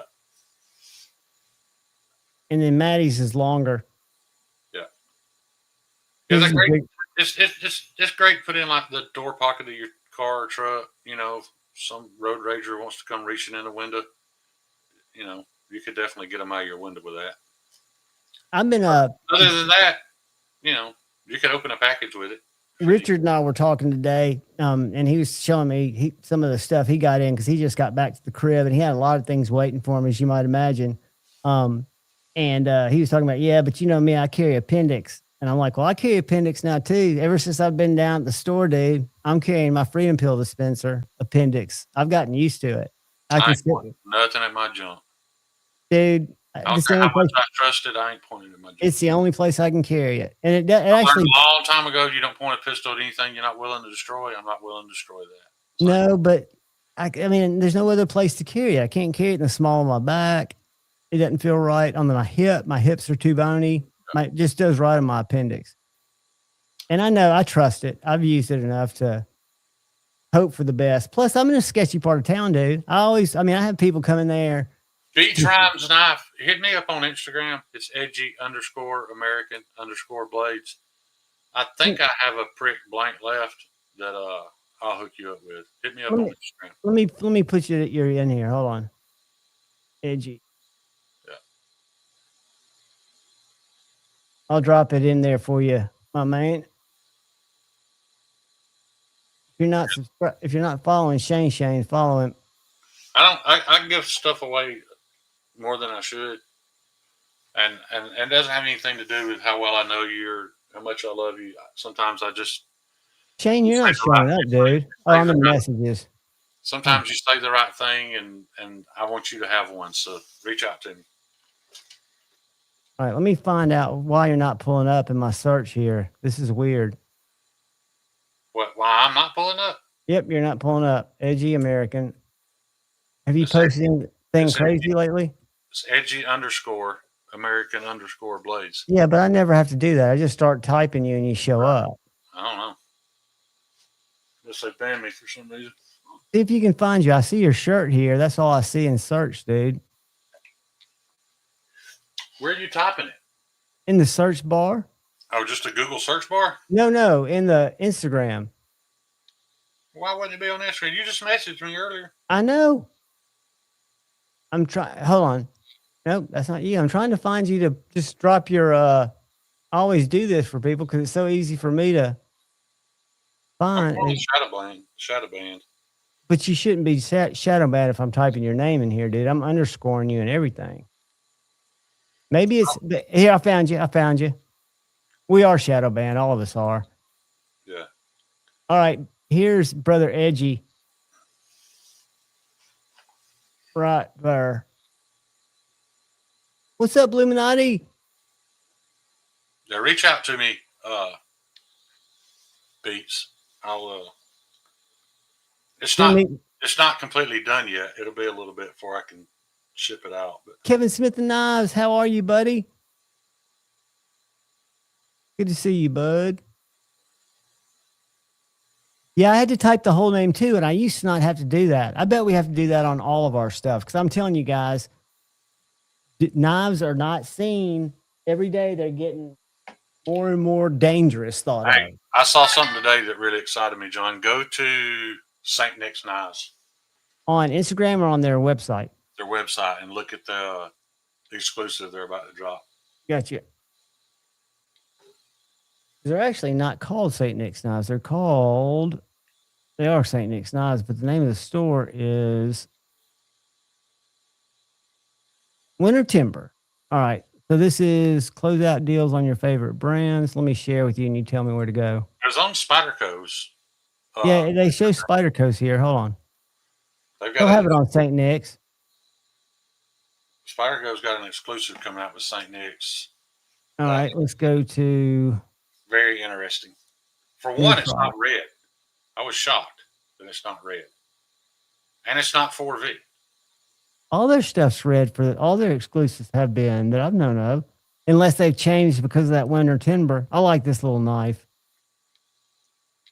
We just sold the last one. That's a Rich Light and S35VN, a little case.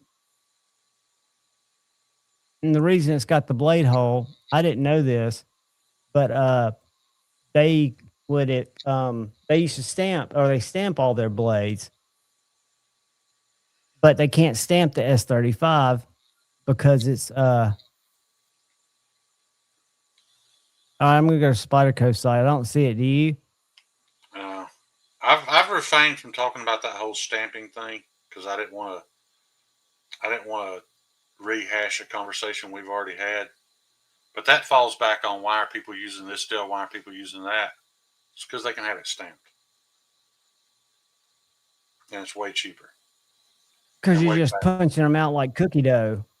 Right. All right, I'm gonna stop sharing and share again. Shane, you said it's on Spyderco site? It was I saw it or on their Instagram. I think it was their Facebook page I saw it on today. Do they list their exclusives out here? I don't know how to navigate their site. Go exclusive. Here it is. What's up, dorks? Where'd you find it? Hey, bud. What we doing? We're just looking up this exclusive that's going to be coming out to St. Nick's Knives that Shane wanted to show me, and I can't find it. It's nice. It was on Facebook. Oh, Facebook. It's not red. It's not 4V. Oh, is it a Shaman? Encoded Rec 76. I've never heard of Rec 76. Well, it's just kind of in between 45 and 121. It's going to be a 7.5-8% vanadium content. Are you excited about it? Very little toughness, very high edge retention. Yeah, I'm excited about it, but I'm probably not. Jeffrey just posted the link for anybody interested. Yeah.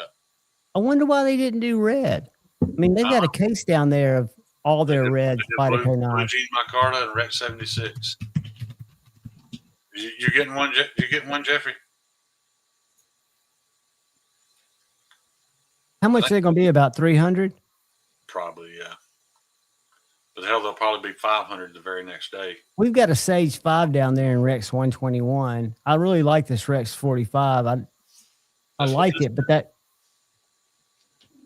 that Rex 6 we got down there with the button lock, Tate was telling me, or the top liner lock like the Smock, he removed the secondary detent for a customer. It's got the same secondary detent as a Smock, so you can take it out and it falls just like $230, Jeffrey said. Yeah, you know, I honestly think that was one of the reasons why I got rid of my Smock. I think it made it it was just too clicky clacky. It was just too. Yeah. I don't know.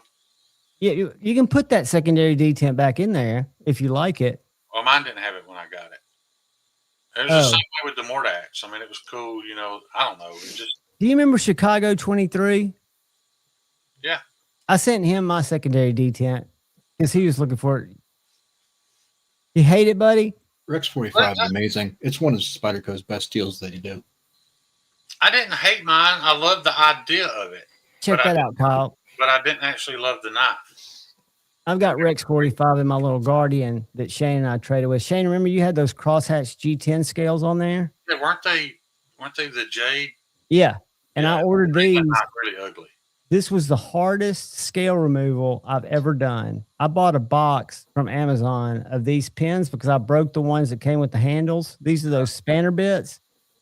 It came with 26. I went through 13 or 14 with the blow dryer before I got them to finally one of them to work and got these scales switched out. You'd think this would be an easy scale swap. And they send you the tool and everything. But they were just Loctited in so tight. But yeah, Kyle, I bought this little sheath. A customer of mine brought it in and showed it off. Knife Ship Free has these things in two sizes for like $34.95 and $39.95 for the bigger one. What's up, guys? Sorry I didn't say hi individually to everybody, but hello. That's good to know, man. I've had my Mannix and Rex 45 just. No, it's not 69. You're It shipping doesn't tomorrow, seem buddy. like- It doesn't seem like much affects it. I just got your first the class box ready, and I just got to sharpest. put a label on it. Shane, it is the sharpest steel from Spyder Co that I've sharpened. Yeah. Speaking of My which, first experience with it was on JN's Native Chief. It's just different, man. It's like when you touch the edge to check it and see if it's sharp, it just feels like it's reaching out and getting you. You know what I mean? It's like, it's I don't very know. toothy. It's so toothy and so aggressive that's why I didn't like 15V. 15V didn't feel that way to me. It felt very slick. Is it something about the carbides, the way they make a scissor pattern or whatever? I'm not sure. Speaking of which, has Cheeto been here tonight? If Cheeto's been here, I didn't see him. I've not seen Cheeto yet tonight. All right. I don't know what kind of job of heat treat they did on that Bark River, but the thing about Rex 45 is it's a lot like M4. I mean, you'd have to just purposely set out to fuck it up. You know, it's not. It's so temper resistant that you'd have to purposely mess it up. Does that mean you have more flexibility? No. When you're tempering it, or what do you mean by you'd have to fuck it up? You have to try less. It's very temper resistant. It's one of the reasons why Pro Cut is so good. Nobody's really talking about that. It's very temper resistant. So, in other words, heat doesn't affect it as quickly as it does other steels. You know, like Rex 45 has to be tempered. It's a high heat temper. It has to be tempered at 1,000 degrees. Pro Cut does it, but it's also temper resistant. So, like when I'm grinding it and the blade gets a little warm, it's not affecting it as much as it would, say, you know, MagnaCut. You can change the HRCs drastically, you know, with just a little bit of temperature difference. Rex 45, M4, not so much so. Interesting. Check this out, Shane. I don't know if I showed you this, but I had this guy come in. He lives in Knoxville, and he had this little minnow on him. And this guy, this maker, showed up in the live last week, Friday. But this is a Creeley Blades minnow in Magnamax. You know that hump in the handle? Man, I'm very well aware of how comfortable that is, but I can't stand the way it looks. He's got it in his Mako too. It's kind of his thing. It's very, very comfortable. It is. That's the most comfortable handle grip you can make, and I do the exact opposite of that. Because I compared it to my I will agree that is slightly more comfortable. I just hate the way it looks. Not the knife, just that hump, the palm swell, or the finger swell. That 5-month pregnant belly. What's interesting about it is it's a 5-inch knife, and it's got less blade than my Chickadee, but it makes up for it in the handle, and it really is well balanced, and it's comfortable. Now, he hadn't cut a lot with it, the guy who owns it, so he couldn't tell me much about. He hadn't sharpened the Magnamax either. Yeah, that was something I was noticing about this Recon we were talking about earlier. Is the blade to handle ratio looks way off on this thing. Hold on, let me get to you. The handle's way longer than the blade when you're looking at it. But when you close it, you'll notice the tip is... They just maximized it. Yeah, it's maximized. It's just the pivot is so far down that there's a 1/2 inch of... Hold it out and tell me what you're saying that looks different. Because to me, I don't see anything that looks odd about it. About what? The blade to handle ratio. It just, man, to me, well, look The at blade it. looks too long. No, the blade's too short. Like see, I'm 4 fingers right there, and I still got all this space. But the blade's not enormous. It's just the blade to handle ratio looks off. The handle looks way longer than the blade. But when Congratulations, Kevin Smith, the knife. That's a great 3-finger knife. I've got one of the PM. I forget the steel. It's PM something. What is it, Kyle? The first tag-alongs, they were in that tool steel, PM 23 or something. PD1 micro melt. No, not PD1. Stan, I've never owned a Gersh. They're okay, Dan. But the fact that Brian recommends them on stuff that he doesn't do, like I reached out to Brian about a reblade for my Crooked River. He doesn't do it, and he referred me to Gersh. So I don't think Brian would do that if they weren't reputable. Does Gersh have an Instagram? They do. Gersh is okay, but it depends on what you're getting it done in. Like, so they don't do holograms at all, though. Right. For me, Brian is obviously number one, but that's only if you have a knife that he does. Yeah. Second would be if money's not an issue, would be Rec, but they're expensive as all get out. And then third would probably be Gersh. Instead, I was going to have an S90V blade made for my Crooked River, but instead, I'm just going to have Brian regrind my S30V. And in all honesty, with Brian's geometry, it won't be that much different. No, I would say that would probably be your best bet anyway, right? Don't you have plenty of stock to work with on that? Yeah. Hey, we had an interesting one come in today or yesterday when that skinny Hinder that I want to try to buy came in. A McNeese Mac 2 with an F on the blade, and I asked him what the F was, and it's a flat grind. Did you know he made flat grinds and hollow grinds? Yeah. I think he just started that recently, didn't he? On the Gen 2s. Yeah. So is a flat grind just stronger? Is it better? What's the point? Well, he originally started out in Gen 1. They were almost all flat. And then about halfway through, he started doing hollows. Really? I'm sorry, Kyle. Go ahead. So then in the Gen 2s, he started differentiating in the last probably 8 months to a year. He started doing, putting on there, whether it's a flat or and you can only get the hollows in certain patterns. So it's not available in all the knives. The only advantage to a hollow grind, John, is as you sharpen it, it doesn't get thick as fast.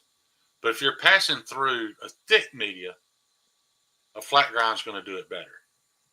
And a flat grind's going to be stronger, probably. If you're laying 550 cord on the table and cutting it constantly all day, a hollow grind is perfect for you.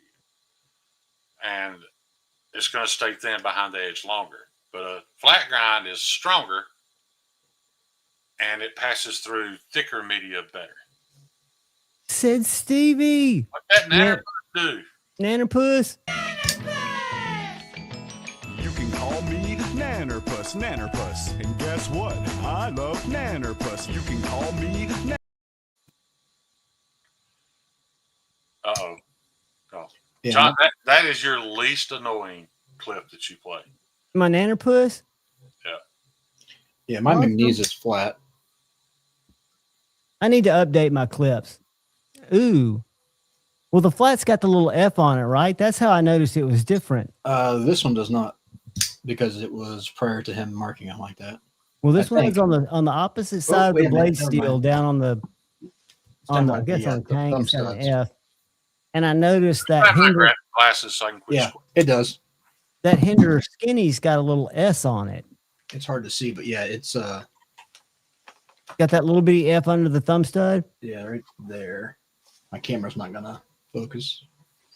Is it thinner stock? No. There's Cheeto. Cheeto, Ryan, you got a link, brother. Cheeto, Instagrams. Cheeto, I got about 2 hours left on yours, and then I'm sending you a bill. Yeah, Cheeto, you're gonna owe Kyle $786. Hey, I probably shouldn't talk about it, but Richard Hopkins showed me a picture of a really cool knife he bought, a collaboration from Aries EDC. He bought tonight. What's up, Toddward? Just to be transparent, Kyle is working on Cheeto's fret because I made a mistake on it. I tried to do something that I probably wasn't really capable of yet, and it didn't hurt the knife at all. But the finish on the blade was not. It was kind of like that black on red one you've got, John. You know, we blasted that knife because the finish wasn't consistent. So Kyle is hand sanding The blade. Cheeto's blade. So Oh my God. beautiful, but that hard ass Magna cut, it's been a pain in the ass. Yeah, I've got 7 hours in it so far, and I got about 2 to go. Are you using just hand sanding, Kyle? Yep. Yeah, he's doing the vertical sand lines. Stevie, are you at home or are you on the road? This isn't. Fucking Luke. You'll be in stroke. It's not done, but there's where it's at now from where it was. I've learned on That's Magna gorgeous. Cut that if I try to go too high grit, it just gets really splotchy looking. That's why John's knife. Actually, that was the wrong side. Never mind. Hang on. John's knife is blasted.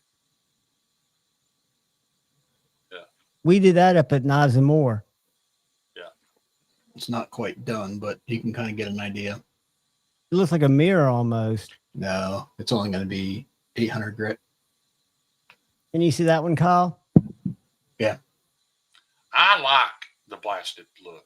I understand a lot of people don't like a blasted finish on carbon steels because they rust easier, but on something that won't rust, I like the way it looks. I thought it looked cool. I mean, it was something that needed to be done. Stevie said linking. I'm sending it to him right now. Let me get this off. Yeah, you must take that page off. Would you want to see knife nut, how it fits in the hand? It's a 3 and change. I get a full 4, but I've got a 3.5 inch hand across. Yeah, I can catch a little bit of my pinky off the end of it, but I think it's very comfortable. I mean, if I squeeze it in there, I can get the 4th on, but it's tight. Yeah. You know, I think Instagram has changed their search. I think we're all fucking shadow banned.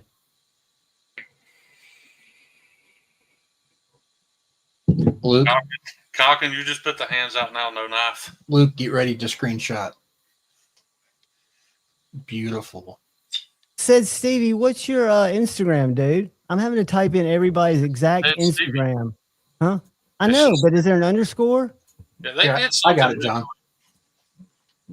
They've done something to mine where they're not pulling up. Maybe I've been banned. I got it, John. Thanks, brother.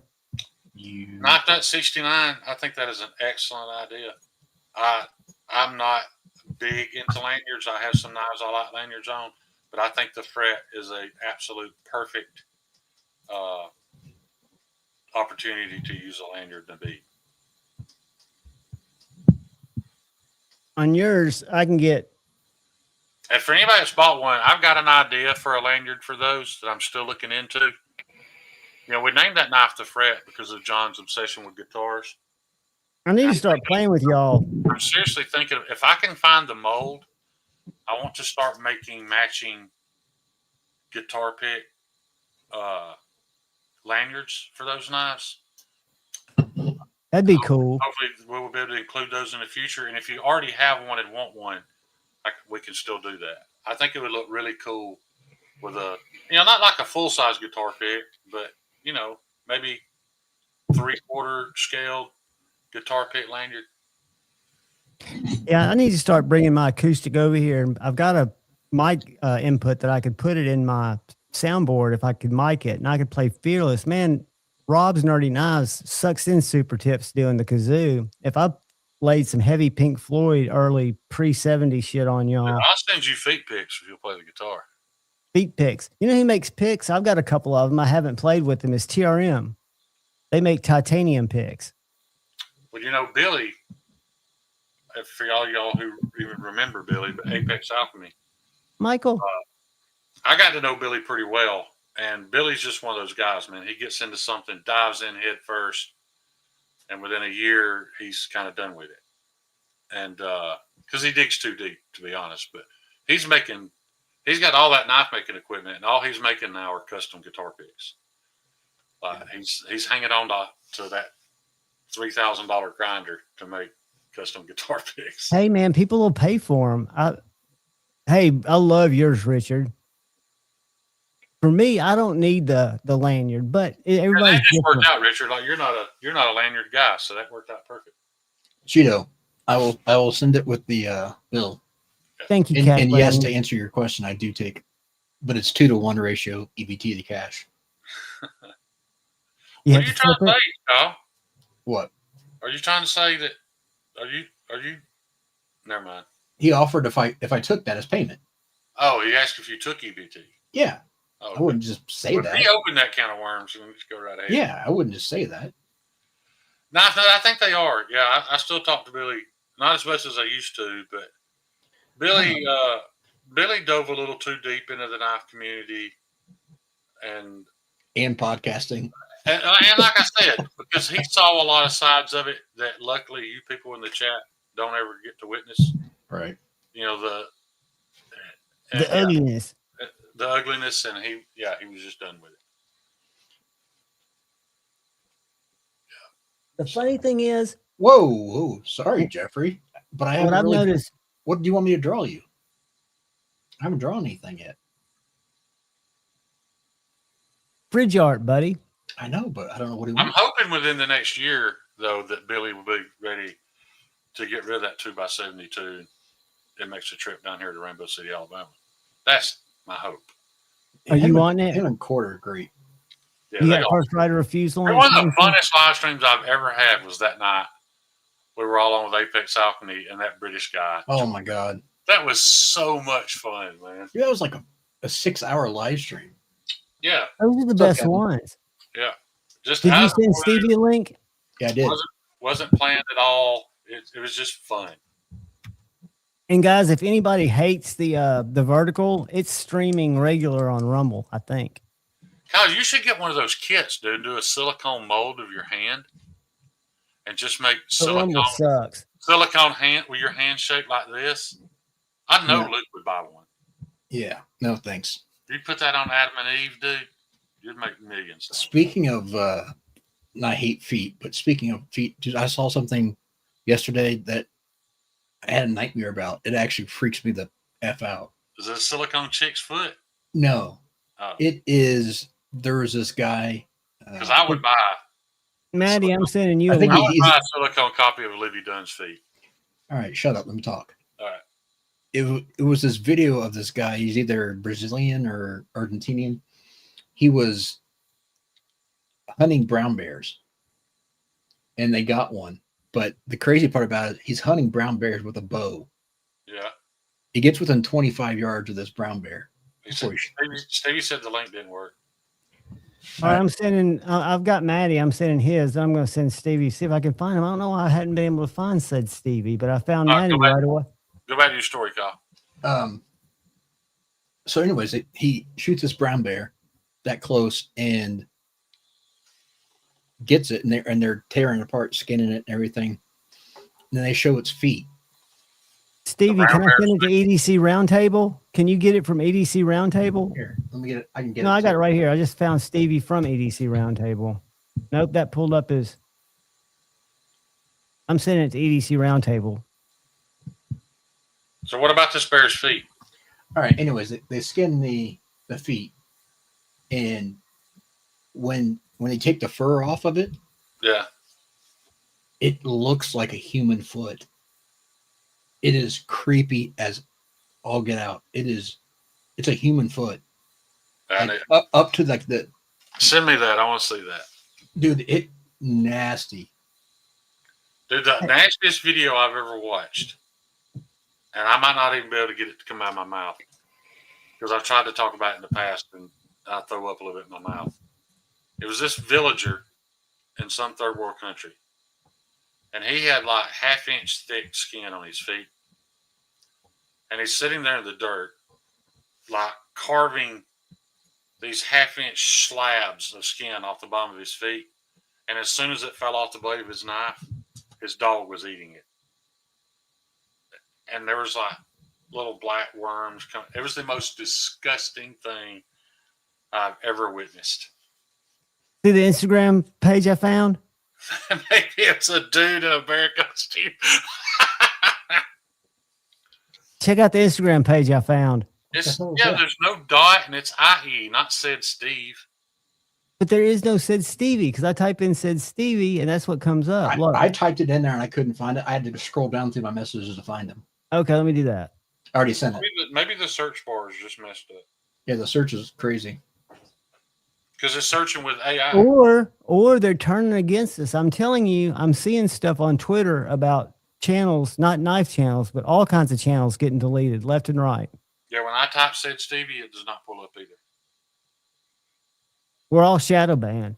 The only way I'll tell you the trick, and I've been doing it from Knives and More because I've learned that like Falconville or Falcon Knives, they're a Swedish company, and Bark River, if you invite them to collaborate, like when I invite y'all to collaborate, or I'll invite Stevie to collaborate when I use an EDC Roundtable Hank, a Forest Hank, what it does is it puts it out to all those followers. So where I pick up subscribers, which I haven't done in years on Instagram, is through like the one when Bark River accepted my collaboration, that post, they usually get about 110, 130, 180 views. This one had like 2,400. What's up, Gareth? Welcome, brother. Knife Nut, all he typed was SAI and it came up. Let's see, if I go to messaging, if I go to my messaging, I typed in SA and said Stevie pops up. Well, I didn't go to messaging, so if I go to messaging. That's where I searched. I just hit the search bar. All right. Does anybody else the search page look like this when you open it? No. Just me? Yes. No, it's not just me. It may not be you, Kyle, but it's not. I'm going to share something, John, and I want Shane to be able to watch this. Okay, are you telling me to get off the screen or not say anything here? No. I just was telling you I was going to share. You don't have to leave, dude. He just kicked himself out again. All right. Here we go. Shane, I saw a skin bear. I saw a bear that they had shaved. Just watch. All right. And I'm not the one that you want in your way. Mute it. 120% looks like a human. Like a human foot. Is that a bear? Yeah, look, there's the skin from it. See? Seems like we are in the Viking age. Yeah, then they eat it.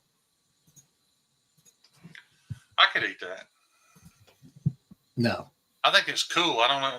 I don't get where. Well, to me, it makes you're finding it so gross. Well, because if you skinned a monkey's foot, would it look even more like us? Dude, I just had Beach Rhymes Knife tell me to send me his address, and I can't read a word of it. But I'll try, buddy. Why? I'll get it. Well, apparently he lives in Mexico. Oh. So none of it. Stevie, I sent the link. Tell me if you got it or not, because it says that you're online and it said that the message went through. And Stevie, I can send the damn thing for sure.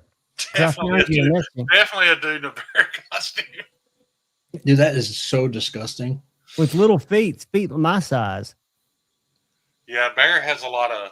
You got to get bear well done. It's bad about having parasites. I didn't know you ate bear. I thought you just used it for its skin.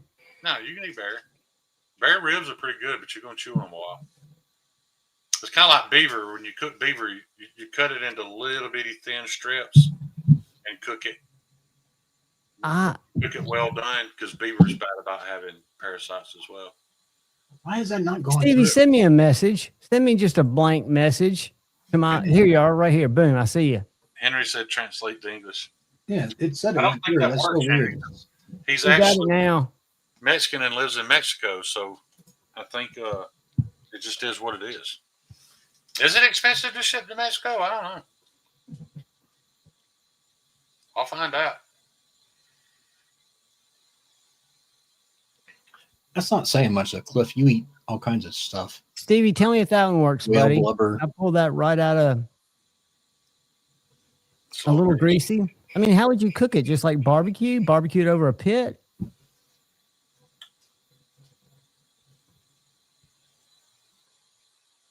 He's got to be, Ryan, because I don't know what's going on.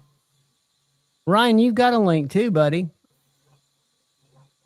Hate your mama. Hey, I know what I want to see real quick. I was watching my guy Carmex cry on his live stream earlier. We don't want to see it. He did. No, we don't. John, I can definitively tell you, there's many people are here. Hey. Love you. Nobody. What's up?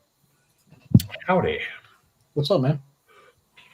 Wait a minute. I see two different screens. Yeah, it's, you know why? And you can make the little one go away. You can hide vertical.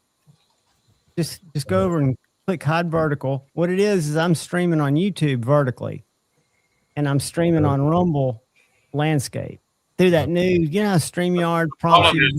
Steve, if you hide it, you can't tell if you're centered on the screen or not. Oh. You see how easily you can go off camera? Oh, yeah, this is stupid. It's a new StreamYard thing. I tried it out. There we go. Yeah. But what it doesn't do, I've noticed, is like when you guys go live in vertical mode, you get sent into the shorts reel section, right? So you're bringing in people that are just out there. If I do it through StreamYard and set it up in a portrait, it does a regular thumbnail, and I don't think it puts it in there because I'm not seeing. I only do it through StreamYard. Your portrait? I don't do it through StreamYard at all. How do you do your thumbnails? How do you make your thumbnails look little like they do? I don't. Do you just you don't put any thumbnails? I do it the exact same way every single time. So just no thumbnail? I just change when I do live from the honey bucket. I just change to portrait. But I set it up the exact same way. What's up, 1931 Leatherworks? What I've noticed is I get about 3 times the overall views, but the live views, I don't ever see it tick up like in your guys' lives, but probably because I don't do anything interesting. I just sit here and talk shit about nothing. I don't know. I know y'all going to care, but do y'all remember the craze of when DJ Penn jumped out of the swimming pool? Who? Yeah. DJ Penn. No hands. The swimming pool. This is my buddy Chance. He's 6'5", 300 pounds. That's my favorite video. The only time I forget about it.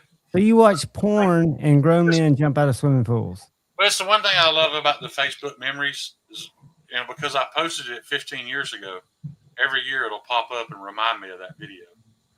Facebook memories were great. I put a message on Facebook about 2 months ago that I'd kind of abandoned that platform, even though I existed there. I don't go there much. And there's some great groups there, knife groups. I know a lot of knife groups. Knives and More is one, for example, that has more Facebook interaction than they do with any of their platforms. I just kind of abandoned it. I have sold a shockingly high number of knives on Facebook. I mean, for like me, 30? I get sensory overload from 30 things 40? that most people don't. How many? What is shockingly? Like 30, 40? Close, yeah.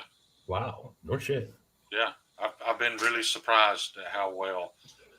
I'll tell you what's shocking is the numbers I'm seeing in this group. In all honesty, it's been better than Instagram because most of the people who have purchased from me off Instagram, you know, mentioned it in a live stream chat at some point in time. Like I've had no strangers on Instagram reach out to buy one. But Are any of y'all on TikTok? Yeah, I've probably got a Me close neither. to a dozen orders right now, local off Facebook. What's very surprising is that Shane actually remembers his Facebook login. He's probably got it saved. Saved. If it glitched out on me right now, I'd be screwed. Yeah, you have to fight with Meta to get it back. But a lot of these knife tubers are all over TikTok. Because of the That's TikTok the most shop. disgusting term. The TikTok shop to me always seemed like a scam, but they're making mega bucks off the TikTok That's shop. because they And I don't have know- zero Hold on. morals. What is mega bucks? Like one what guy in there had a Ray? day that he made Ray? $10K, $10,000 in one day on a knife that he promoted. Who? I didn't know his channel, but That's I can those go in there and pull $40 it up, and he showed his little thing because everybody was congratulating him. And like Ray made the comment, "Man, I've had good days, but I've never had one that good." So evidently, they're making thousands of dollars promoting. I don't know if they're promoting. Bullshit. I don't ever go there to look. Good, But I'm good. imagining that they're shitty knives, but I could be wrong. They could be. Good. I don't know. I ain't gonna hate on anyone making 10 grand in one day, but No, I mean, and dude, I All would. I ever see on there are fucking Benchmade clones. And see, I would think they wouldn't be legit. I wouldn't think a lot of legit companies would look at the TikTok. I don't know how the TikTok shop. And what's bad, the commercials I've seen, they're actually telling people that it's a legit Benchmade. I want to go on the record as telling all knife tubers to suck my dick talk. I'm just not. All of them. Even with Maddie, it that's changing about- hands, I'm not in. I mean, the terms of service to sign up. Devon, I don't, for whatever reason, and this isn't a negative, I don't consider you a knife tuber. And Well, I wish you posted more links. I'd use them. Well, it's just I know don't why do it for that. In my mind, all the other guys, I just can't freaking stand. Well, it's because Devon doesn't come at it from I'm going to sell you every single piece of bullshit out there and give you a link and say it's the best thing since sliced bread. Maybe it's because you're entertaining outside of knife talk also. Could be. Well, it's just to me, I feel Those dirty. guys have zero personality.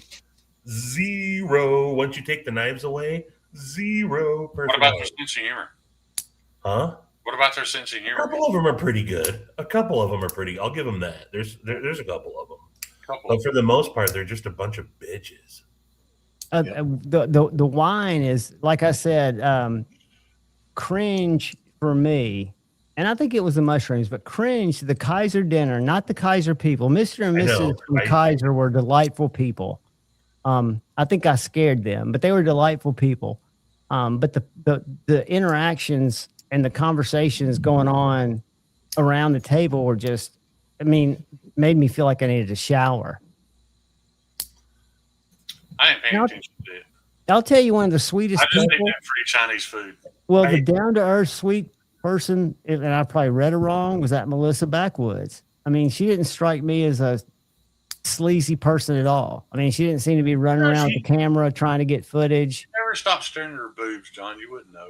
I didn't. I'm intimidated to look at them now. Now, Gary ruined Melissa Backwoods for me because now all I see Man hands. Her now hands. all I see is grandma hands.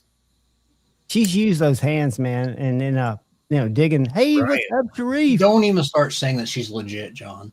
Ryan, Stop that. I got this bad boy with She's me. more legit than most knife girls out there, or than a lot of Not them. as legit as the guy's wife that owns. Shit, I forgot the name of it. Well, I mean, anybody that's done Naked and Afraid. Hey, Sharif, I'm sending you a link just for That's because a scripted show, John. I bought. I know these. it's scripted, but it's still they're dirty and cold, dude. I'm cold right now. I'm a pussy. I bought these because of Javon. Aren't those good scales? Are those the They're Lex awesome. Rec? They're great scales. Yeah, they're the Lex International, Lex Custom International. Custom International, and that guy's a very nice. I wish he did more models. I put an OG backspacer on it and a lynch clip, and this Dika is freaking awesome. I love it. And mine went on really, really easy.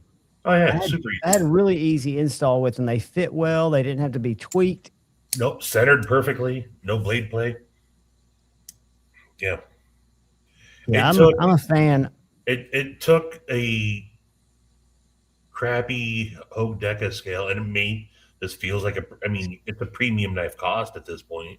But don't you love the shape of that Deca? I think that's Yeah, such a good knife. It feels like a premium knife, and I as much as I love my bug out, as much as I love my Bel Air, The Deca takes it. Yeah, that blade shape's just hard to beat. That sweet Warncliffe. Was it y'all telling me? Was one of y'all telling me that Met and Boss was going out of business and their scales were half price? Jesus Christ, John. I heard they got new ownership. No, they have zero ownership. No. A couple months back, Ryan can vouch for it. They got new management. Oh shit! But I heard like there's like they literally like their prices went up like 30% with their new management. I just Wow, buy it. these I don't know. save 50%. These were $1,000. They're now $529. Oh, that's a pack of 10. So they're oh, that's right. They're selling bulk. No, they're not going out of business, Elite Lurker. They just got new management. Well, yeah, I heard it. I contacted them about buying a set of scales like a week ago, and they told him that they couldn't sell them a set because they're going out of business. Everything was in bulk right now for dealers to buy. That was from I think that was the wrong. I think that was Met and Haas. Yeah, that was Met and Haas. Ooh, Meat and Boss got new owners. I need to hook up with 9 other people who need a black Hinderer scale. I heard Patina sold all his Rosies and bought Net and Boss.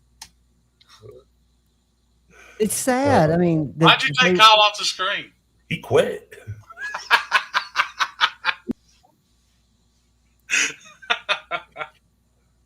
Kyle Rage quit. Are you fucking done yet? Never. Oh man.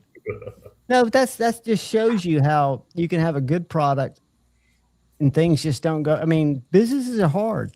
Life's hard. Like me and Kyle talked about. I guarantee you that they didn't lock the doors of that place and sell all that shit. If they had CNC machines, you can make more money doing other stuff. If they own CNC machines making precision products, there's 1,000 other things they could make and make way more money than they'll ever make in the knife community. I know a dude. If Casey at Lynch was smart, he wouldn't be making knife shit either if he didn't have a passion for it. There's tons of other little insignificant looking pieces that go somewhere else to be assembled that he could be spitting out 10,000 a day of and tripling his income. I know a dude that, Ethan worked for a company. He was a CNC operator. All they did was make aerospace parts. Yeah. You know, he's like, they have no interest in knives. Another guy I know runs a CNC all day for a tiny little company that makes random parts for SpaceX. And they're probably amazingly high tolerance and expensive. Yeah, but they're a tiny operation that makes millions of dollars. I'll tell you that an aerospace level CNC operator will not make it in his shop. They're not good. Yeah, yeah, right. His tolerances are tighter than what they're. Well, coming right now, Sheree. Ethan ruined CNCs. Yeah, I was going to say if we're still talking about Ethan, he couldn't even cut it as a CNC operator. Wait, Stevie, I keep noticing he's posting videos of him on courses. Yeah, and it says design. Are these courses he designed? No, there's always like this print on the screen that says course Sheree, design. shoot me a message on IG. I don't see it, brother. No, he wherever he's at in Florida participates in some local gun. Yeah, I just saw one today. Whatever. But it always has like this watermark on the screen. He may just watermark it so people don't take his video. Yeah, they designed, built this stage, and then it tells the guy's name down there. Okay, I've never saw the bottom part. Okay. What made Michael Martin go from being a CNC guy to deciding on knives instead of something more? China. What up? Michael Martin worked at Blackhawk when they used to make quality USA made things. And then they sold all their equipment, sent somebody to China to teach them how to make it, and he was without a job. He worked there with the guy that designed the Yojimbo. But the question is, so he was making knives before? Yes, it's all he's ever done. And then when the company he worked for got sold out to China, and now I wouldn't own any of their garbage now. It's all trash. So he decided to start making knives for himself. The reason he was able to do that, though, is like I could go buy a CNC. If I had the money, I could go buy one tomorrow and start making knives. But when it breaks, I don't know how to fix that shit. Michael does. So he buys a lot of his CNC machines he's bought damaged. And repaired them. Yeah. So he has, the knowledge of a shop manager, CNC maintenance guy, all that stuff. Well, I hope his knives are selling out. I noticed they were at River's Edge, but one thing I noticed, unlike what I remember in the past, and I know the economy's crazy right now, but for about 2 weeks, they've had Koenig Goblins in stock. The Goblins are very popular, though, John. No, but they used to still sell out. Did they? Yeah, they did. And like right now, USA made blades. Goblin to be that small and that thick. That knife doesn't make sense. It's kind of like the whippersnapper. I love the look of the whippersnapper. But if it's not already that small, man, at least make it good. Have you held one? Have you held Jeff's? Jeff Woods has one, and in your hand, it does not feel small. Huh? I think that handles snuzzes. But is that a flat grind, Sharif? Yeah. So if that knife would have been super cool with a deep hollow. It would have been an even better slicer with a deep hollow. Yeah. My guess is they were worried about edge stability. Yeah. That's been sitting there over 24 hours. Oh, yeah. Yeah. And that would never stay in stock if the economy was better. The market is soft right now. I know I it's super soft. To spend that money. I don't need to spend that much money, and I don't need 2 of those knives. But I'll admit, I was this close to dipping into my emergency knife fund to buy that combo from USA Made Blade today. I legitimately almost did. It is so. I mean, but don't you think it's odd that somebody hadn't snagged it? It's not for me necessarily, but usually that's something that somebody's going to grab. What's up, Lancelot? I want a full track. Oh, hey, what up, Joe? Stevie, going back to something we were talking about a few minutes ago, though, I just want to touch on it. As soon as you started going vertical, as soon as I started going vertical, there's constantly strangers in the chat. I've not noticed that with Javon. We don't get any in mine. I'm telling you, it's the thumbnail. It's something different about if you look at it, like coming soon, it doesn't say it's portable. When I see y'all like the honey bucket, Stevie's whole little thing, his thumbnail, you can tell it's going to be a vertical stream. It's something weird. And it's not because I'm not just doing. So I set it up though the exact same way. But did you use this new Mars thing? I haven't done it until this Mars thing came into StreamYard. When you log in now, the only thing I do is I change my settings in the camera from vertical to portrait, or from landscape to portrait. That's the only difference that I do. And I have a reoccurring studio that I set up for that. Okay, see, I never use those because I couldn't figure it out. I do it all from my phone, and I upload my thumbnail the exact same way. Cat Scratch, what is up? I go vertical. I literally open YouTube and hit go live. Yeah, that's the easy way to do it. Yeah. If you don't have any intention on trying to highlight comments or share or play stupid fart clips like I do. Just so you know, by the way, you may as well just go. While we're talking about it and I'm thinking about it, I'd like to opt out of StreamYard for next year. I don't use it at all. I mean, I know I owe for this year. I'll handle that. No. We settled up about that. That's even better then. But yeah, I want to opt out for next year. I don't use it. Here's a secret. The only time I go live anymore is vertical. So, and even if I had access to all that cool shit, I wouldn't know how to do it. Dan saying, check your Instagram messages, by the way. Yeah, I like the trolls. I like them when they come in. That's my favorite. One of my favorite parts of the honey bucket is hearing Stevie just fish with for him. It's just so much fun, and he converts a lot of people. Yeah, I have. They're not around as much as I've only done like one in the last month and a half. But You've been traveling like crazy. yeah, I just added it up, and I'm just shy of 4 total months on the road. It's like I think it's like 118 days. Do you get to wrap it up here in a week or so, or is this your last week of before Christmas? Once I get back on Thursday, I'm done traveling for the year. Nice. Do you have a lot of days saved up that you can take off, or do y'all do that in your business?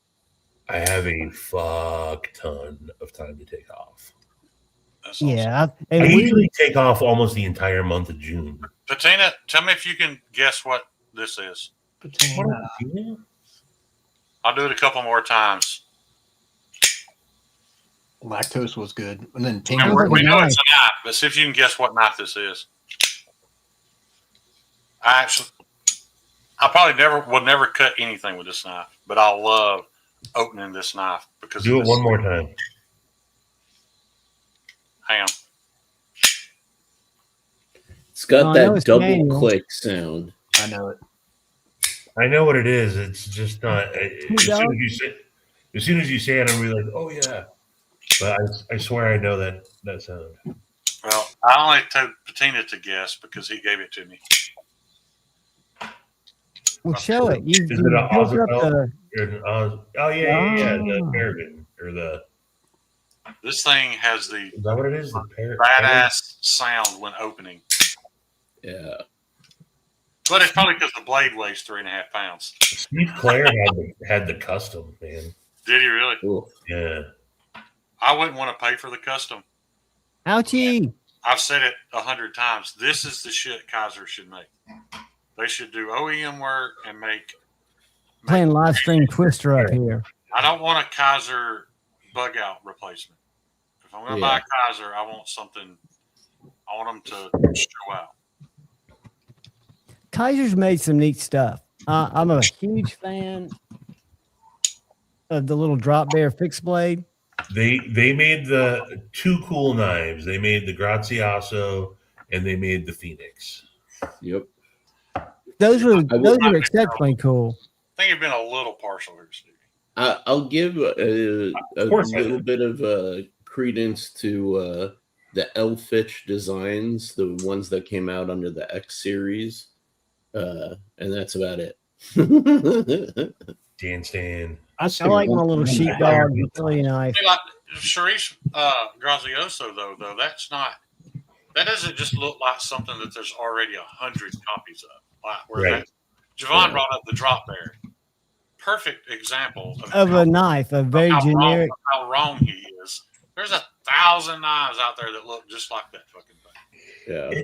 I'm So not talking about the. Something I'm interested in. was the drop bear the Kaiser knife that they gave away? Yeah. Yeah, the drop By the bear way, looks I like got- this. I got one of 100. I got one of 100 of I that got one number too. 1 of 100. But that's the I first time I used to. saw the drop bear, Yeah. and it's a good knife. I just don't care about. It's an elementum type of just Yeah. basic knife, not anything exciting. Man, I don't know if Josh 304 is here, but Josh showed up and he's got a crazy, like very eclectic collection. He brought in some. God, I don't even remember the name of it. It might have been Max Ace or something. But he brought in this, and he even showed me it was $19.99 with free shipping, and it was D2 steel, the crappy, but it was a titanium button lock. And if you would have, I bet you could tell someone that was a $200 knife, and they'd probably buy it if they're into those type of knives. It was $19. I'm like, oh, this has to be steel. Nope, magnet didn't stick to it, and like it was flawless. But it's still, I was like, ugh, like I don't know, man. I've progressed. If I'm gonna carry a knife now, I don't know. It has to have. I know we say a knife has to have soul, which is a weird thing. A story more than anything else. Yeah, A lineage, some kind of But also, if someone wants to buy that $20 knife and that's the only knife they carry, that's pretty. It's a sick knife to have for $20 though too. So it's a great time to be in the knife community. And Yeah. Stevie, you'd be amazed and I see all types that come in to an actual knife store, right? So they come in. I'm only there 4 hours a day, but these people come in. Some of them are buying their first knife and they buy an M-Tech. And then you get engineers that know, like I told Shane and Kyle, I've not had one customer ever talk about powder metallurgy steel when looking at Benchmade's. They ask the difference. Why are these priced different? Well, this one's S90V and G10. This one's FRN and S30V. What's the, you tell them the difference and they're like, okay, it's not like, and these are engineers who I would think would kind of be into some of that stuff. Cause to me, the tagged out in LMAX is a fucking winner. If somebody made scales for it, I'd buy it today. Yeah. Well, it's probably because they're just being honest with themselves about how important edge retention is. Where does nobody knows about it? Nobody even hears about it. It's not a conversation in the local knife world. I think when we go to the Rocket City Knife Show, you'll see that very few people there, the makers, are talking about HRC. I mean, you've got a niche. Yeah, I was gonna say, so niche, like it's a hole you dig yourself in. When Nobody gives a shit. This is a phenomenon of like niche communities, right? Like you have guys who are car guys, but all they're into is just how cool or pretty something looks. They've never turned a wrench in their lives, and they may spend a lot of money on their car to make them look fancy or whatever, but like they'll pay somebody to do it, right?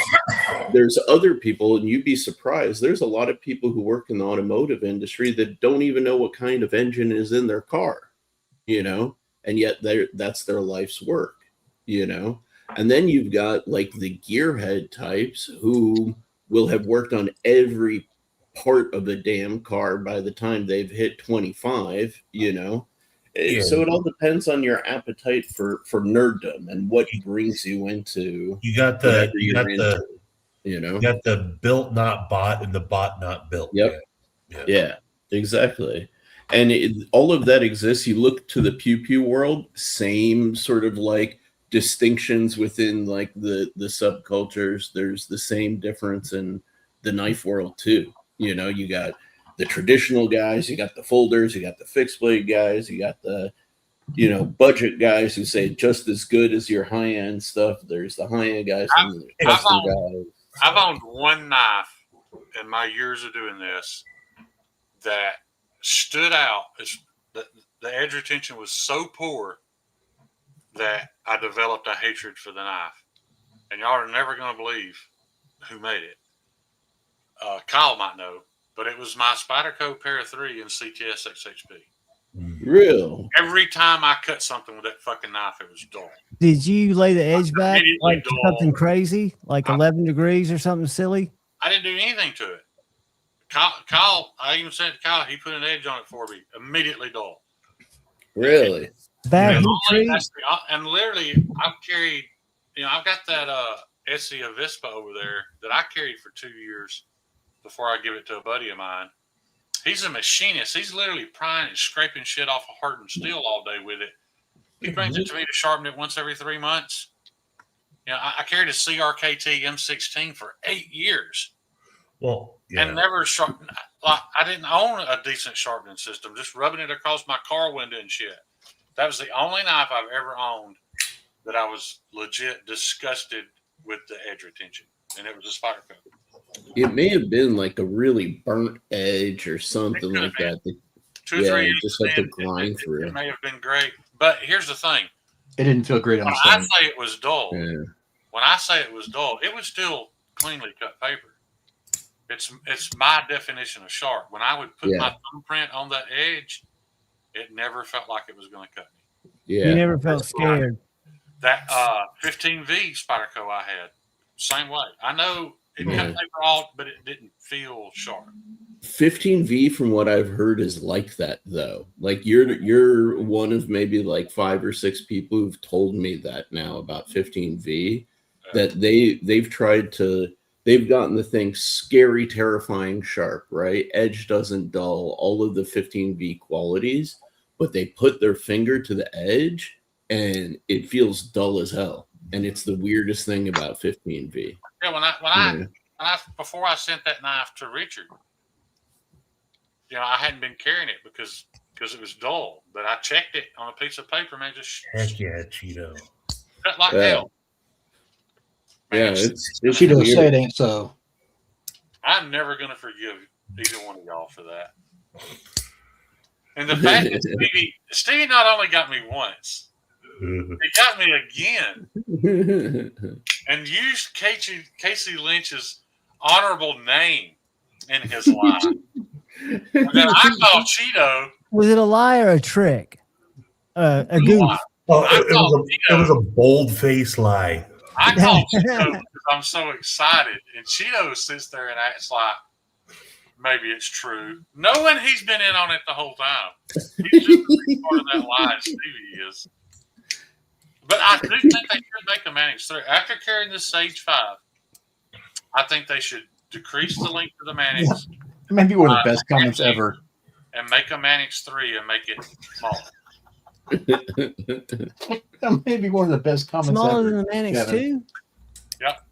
I think a smaller Mannix, about the Sage 5 size, would be perfection. But does the Sage 5 not look very much like a Mannix, just without the scales? No, I was just going to say, they're starting to get into the same knife territory. It's a little bit smaller, but it makes the ergos absolutely perfect. This knife is perfect. If the Sage really is perfect. If I never would have entered the knife, or make a Sage 7 with a bar lock. or if I still think, I carried my Mannix 2 for 5 years straight. That was the knife that I carried for years. And one of the things I hate about all the cool knives that are out there is I really just want to carry my Mannix 2. And it does what you need it to do. And I rarely carry it anymore. And to me, if it wasn't for the full disassembly part of it, it's a perfect knife. I will always say the Mannix 2 is the Ryan, they've got a Rex 121 with it knives and more right now. Yeah, that's what I was going to tell you. I've also got a Sage 6. But that's right. The Dragonfly is the stupidest looking Mannix I ever made. But then when you hold it and use it, it's kind of perfect. I'm supposed to have some titanium scales coming from my Dragonfly. My now, the Dragonfly Man Bug, different story. The Man Bug, tiny. Small to use. Stevie, you're right about the disassembly, but once you do it 3 or 4 times, it becomes like second nature. Absolutely, but I have a couple of balls ready to go in case. That's what it's more of, is the fact that it's got a ball and a spring that you can yeet. Yeah. Even the first time you always yeet them. Look at the YouTube Gold. Brian, I'll call you in the morning. I'm not working, but I'll get Tate to hook you up. Yes. So I have no problem taking down the Mannix 2, but I did every time at this point, like, I pull out the tape and I tape things, and I've got it down, just like when I'm doing cleaning on a rifle or something. I want to show you something, Stephen. I was going to say, the pin detents and the grip detents, mainspring housing come flying. Yep. Out. Yep. Those who know, they know. Yeah, no, especially on the safety, or the not safety, but the takedown pins. Those detents come flying out, or the buffer spring pin. Check these little guys out. So far, Stevie, of all the Mannixes I've owned, this one reigns supreme, which is my Rex 45. Now, if I could get a 76 or a 121, it might retire this. But what has made me love this knife, and I'm not typically a lanyard guy, this is literally a lanyard off of a Bri Night flashlight that they sent me. I just stuck it on here. And for all you people who hate lanyards, with my issues with my hands, this makes this knife so much easier for me to use and deploy. And it'll probably never come off. It's just a Chinese make. I just think that the ball cage lock is it's because it's not a axis lock, but it is sort of. But of all those type of locks, I think that is the ball cage lock is the best. Yeah. And there's no custom knife company, Riot, Koenig, anybody that's ever made action better than that. Yeah. No. Because once you reach perfect's perfect. It can't get any better. Well, this is something I was talking about with Scooter the other day, right? The thing is, washers in every single way are actually superior to bearings. But the dirty little secret is everybody wanted the broken in washer action, and that's why people went to bearings more often than not, right? But what I was told was makers like bearings better because it requires less precision to make the knife have good action. Yeah, that's funny. That's really funny, actually. That's what I was told. Is that not true? Yeah. I have no idea, because to me, like, the idea, if you think about a washer, all you need to do is make sure that your blade, tang, and your scale are perfectly flat. Right. And that's really all that it matters. Now, if you want to pocket necessary it, with bearings. But don't you remember early Medfords would have like 4 washers on one side and 2 on the other, because each one of them had to be individually tuned? And you would think he would be pretty precision. Yeah. But John, that's the case in lots of things that you don't know about. When you take them apart, you realize they're not really washers, they're shims. Right. Yeah. And that's what I was getting ready to tell for Sharif, that like he'll recognize this. When you get into like bespoke things, so like you take a Ferrari apart, dude, under every screw there are different size shims and washers, because they're trying to get the panel gaps to fit right, and it has to be perfect. So they're actually using stuff like that, which people would think would be cheap or shortcuts on a super expensive car, but that's how they get around it.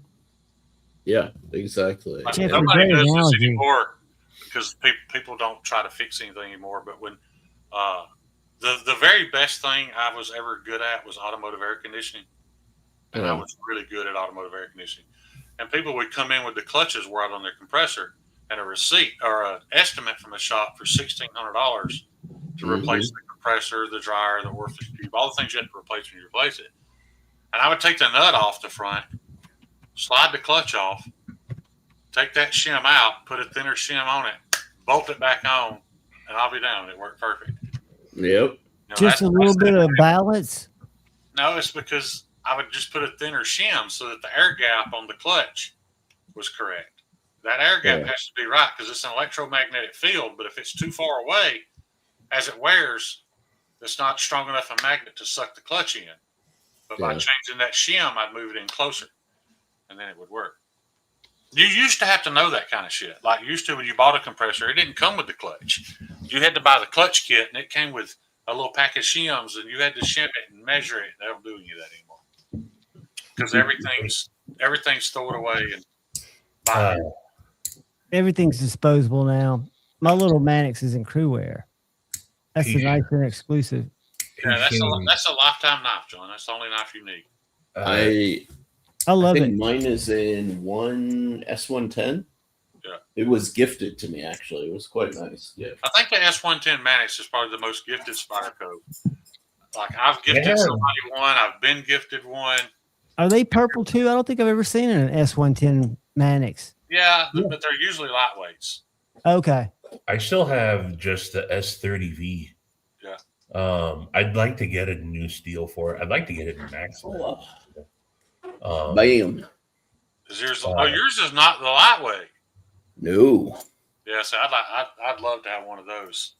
Oh, originally the scales are like a blurple. Yeah. Yeah, Probably that's the what mine lightweight were on my can't change the pair. scales. Yeah, Jeffrey.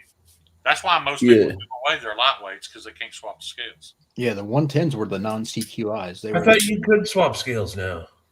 Yeah, they were before they were the non-CQIs. Now you can on them. Yeah, but the S110 lightweights, you couldn't do a scale swap.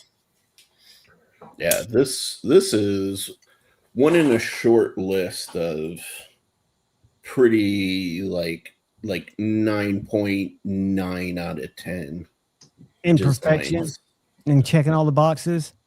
Yeah, I've like said it 1,000 times. That's the first knife that I ever spent more than $100 on 8 years ago or 10 years ago or whatever it was, and I thought I was crazy. Which one? My Manix 2 that I My have. pair of 2 was my first, my blow pull pair of 2. And I thought, was- what have I done? It was $178 before taxes. I always carried crappy knives, and then one day the plumbing distributor had a Spyderco in there, and I think it was a it's not a US one. It's a longer one. Endura? Yes, the Endura. They had that. And I'm like, why the fuck would you put a hole in it? Like, that's dumb. But it stuck with me, and I went home and I ended up looking up what it was. I'm like, Spyderco. I'm like, this is weird. And I saw the Manix 2, and I'm like, this knife looks ridiculous. There's no way I'm gonna like this knife. And then the gun store that I used to go up to, it's no longer there anymore. But I went up there. That's when I realized they had Benchmades and they had Spydercos and they had the Manix 2 in there. I'm like, let me check that out. And I think it was like $128 or something. And I'm like, I am so stupid for spending this type of money, but I got to get this thing. Yeah. And how long did you carry it? Oh yeah, it's my. I finally put new scales on it, but that's the knife that led me to Lynch Northwest. Gotcha. Because I finally and I carried it tip up for a while, or tip down for a while. Didn't But make a then, bit of difference, did it? no, it did. It does when you hold it. For me, it does when I did. hold and flick it. I 'Cause I'm liked used it, to though. having the clip to put my fingers rest but- on. But I bent it. I bent the clip after like, I don't know, 5 years or so. And I'm like, oh, I'm going to have to get a new clip on this. So I literally Googled Spyderco replacement clip, and it was a Lynch Northwest that came up. And I'm like, made in Washington. Oh my God. What? $20? I'm not spending $20 for a clip. Like, they can go F themselves. And I've told this to Casey. I'm like, $20, they can go F themselves. And then when I saw that it was deep, when I saw that it was deep carry, I always, as a service plumber, I wanted deep carry things in my pockets or in my like shirt pocket. I always liked deep carry, so I was like, all right, I'll give that a try. And the rest is history. Beginnings to a beautiful relationship. Well, and then I ended up cracking the plastic actuator or whatever, and that's what led me to finding the Flightanium one. And then I had never taken it apart before, and I'm like, maybe I should see if there's something out there on how to properly maintain this. OCD for UC. Absolutely, that's what introduced me to OCD for ECD. Yeah. But yeah, it's the Manix 2 that led me to everywhere within the community. My first expensive knife, and it wasn't $100, but I saw it and fell in love with it. Had to save up to buy it, and it was the Dylan Mallory Archaeo. Yeah. Oh, the Artisan or CGR. What? No, I think it was Artisan. Yeah, it was Artisan Cutlery Archaeo. Shane, saving up for a Chinese knife. That says a lot for Dylan. Yeah. That's why, and I know Maddie orchestrated that, but it doesn't matter. The fact that Dylan asked will forever be a career high point for me, that I got to make something for Dylan Mallory after being such a huge fan of his stuff. You know, his original Forest is still in my collection. It's a forever knife as far as I'm concerned. It's one I've never really thought about giving away. I don't carry it a ton, but I love it. It's just a great knife. My first Spyderco though, and knife over $100 was the same knife John has, the PM2 and S110V, and I still own it. It's in this house somewhere, but I haven't seen it for about 3 years. Can't find it. It's hiding from you. This was my first one. Gino, it's like 30. This was my first one over 100. The XLC Integral. Oh, yeah. Nice.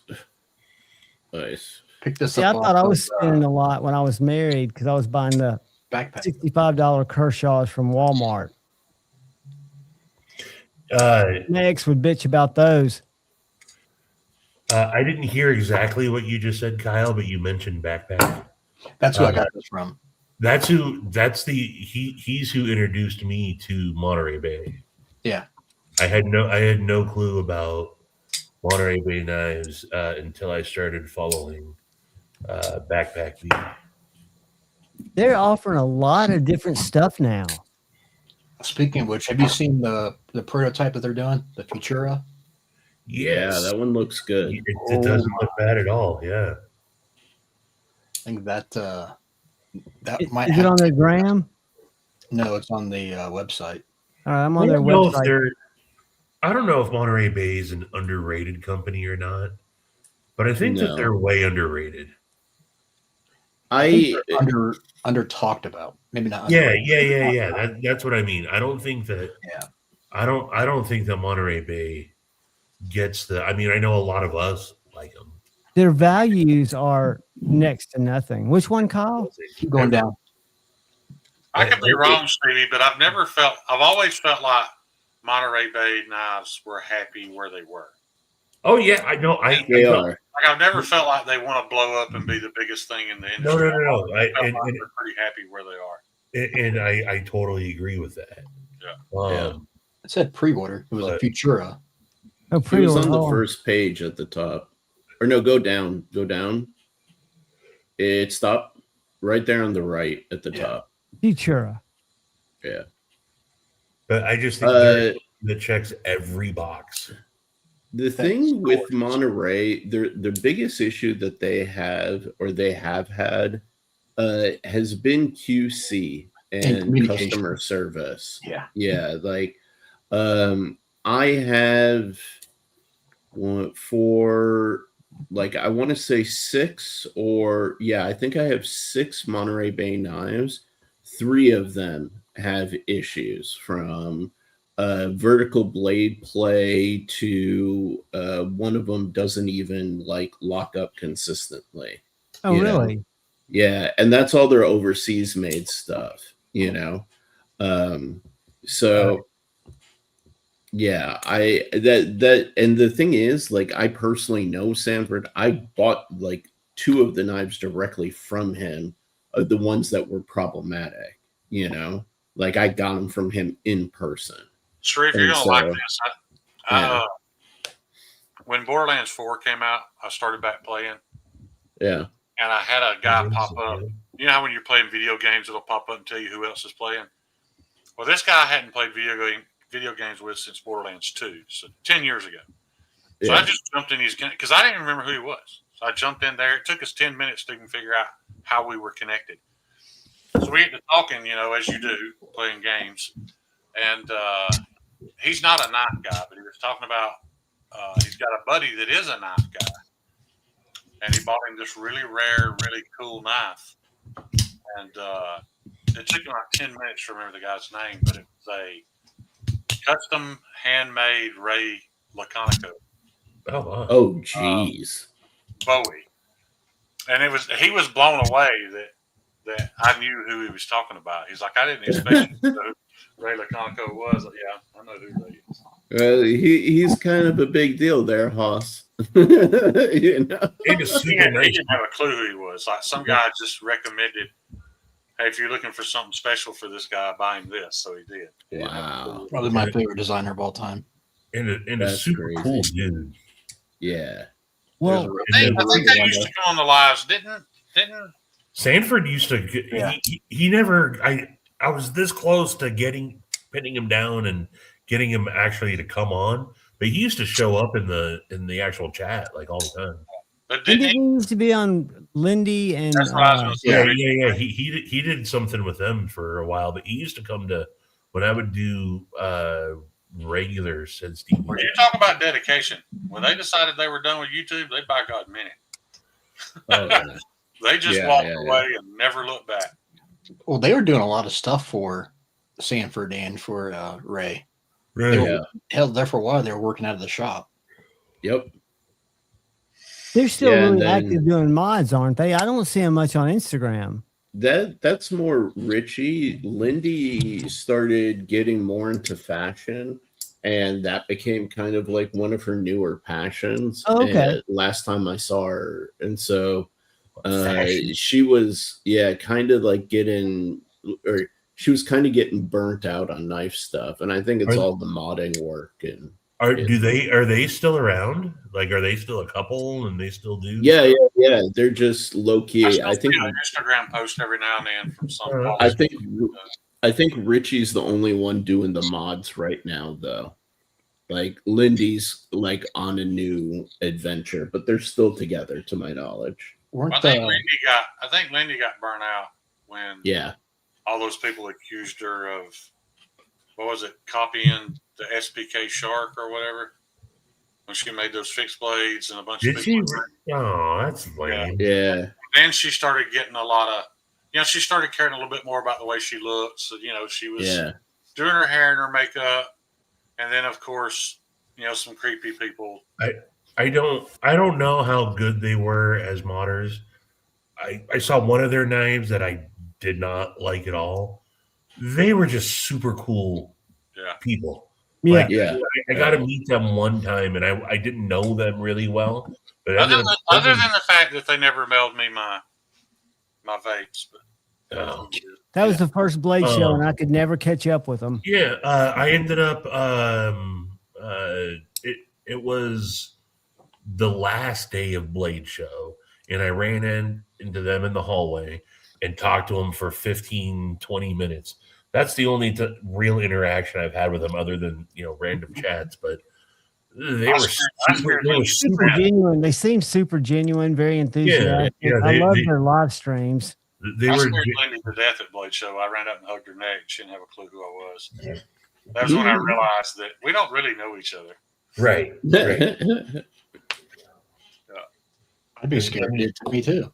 Speaking of Sanford, he's one of the coolest dudes you can meet in person, man. There's no one that looks like they're having a better time than Sanford O. The night at Blade Show, and he was covertly selling the sea otters. Yeah, that was a blast. I bought two from him that night. Ethan bought one, and Nuz bought one. And we were all together back there. Yeah. Cartel deal. Yeah, he was. The only bad thing about Sanford is that the communication is not there. So if you have a problem, then I've had a lot of issues trying to get a hold of him. And it's like, I even had Brent reach out to him. Until being with Ryan Ellis and watching him achieve the Holy Trinity in one Blade show. Prior to that, the coolest Blade show moment ever for me was seeing Dan get his sea otter. Oh yeah. I've never seen anybody that excited. And it was like he got it.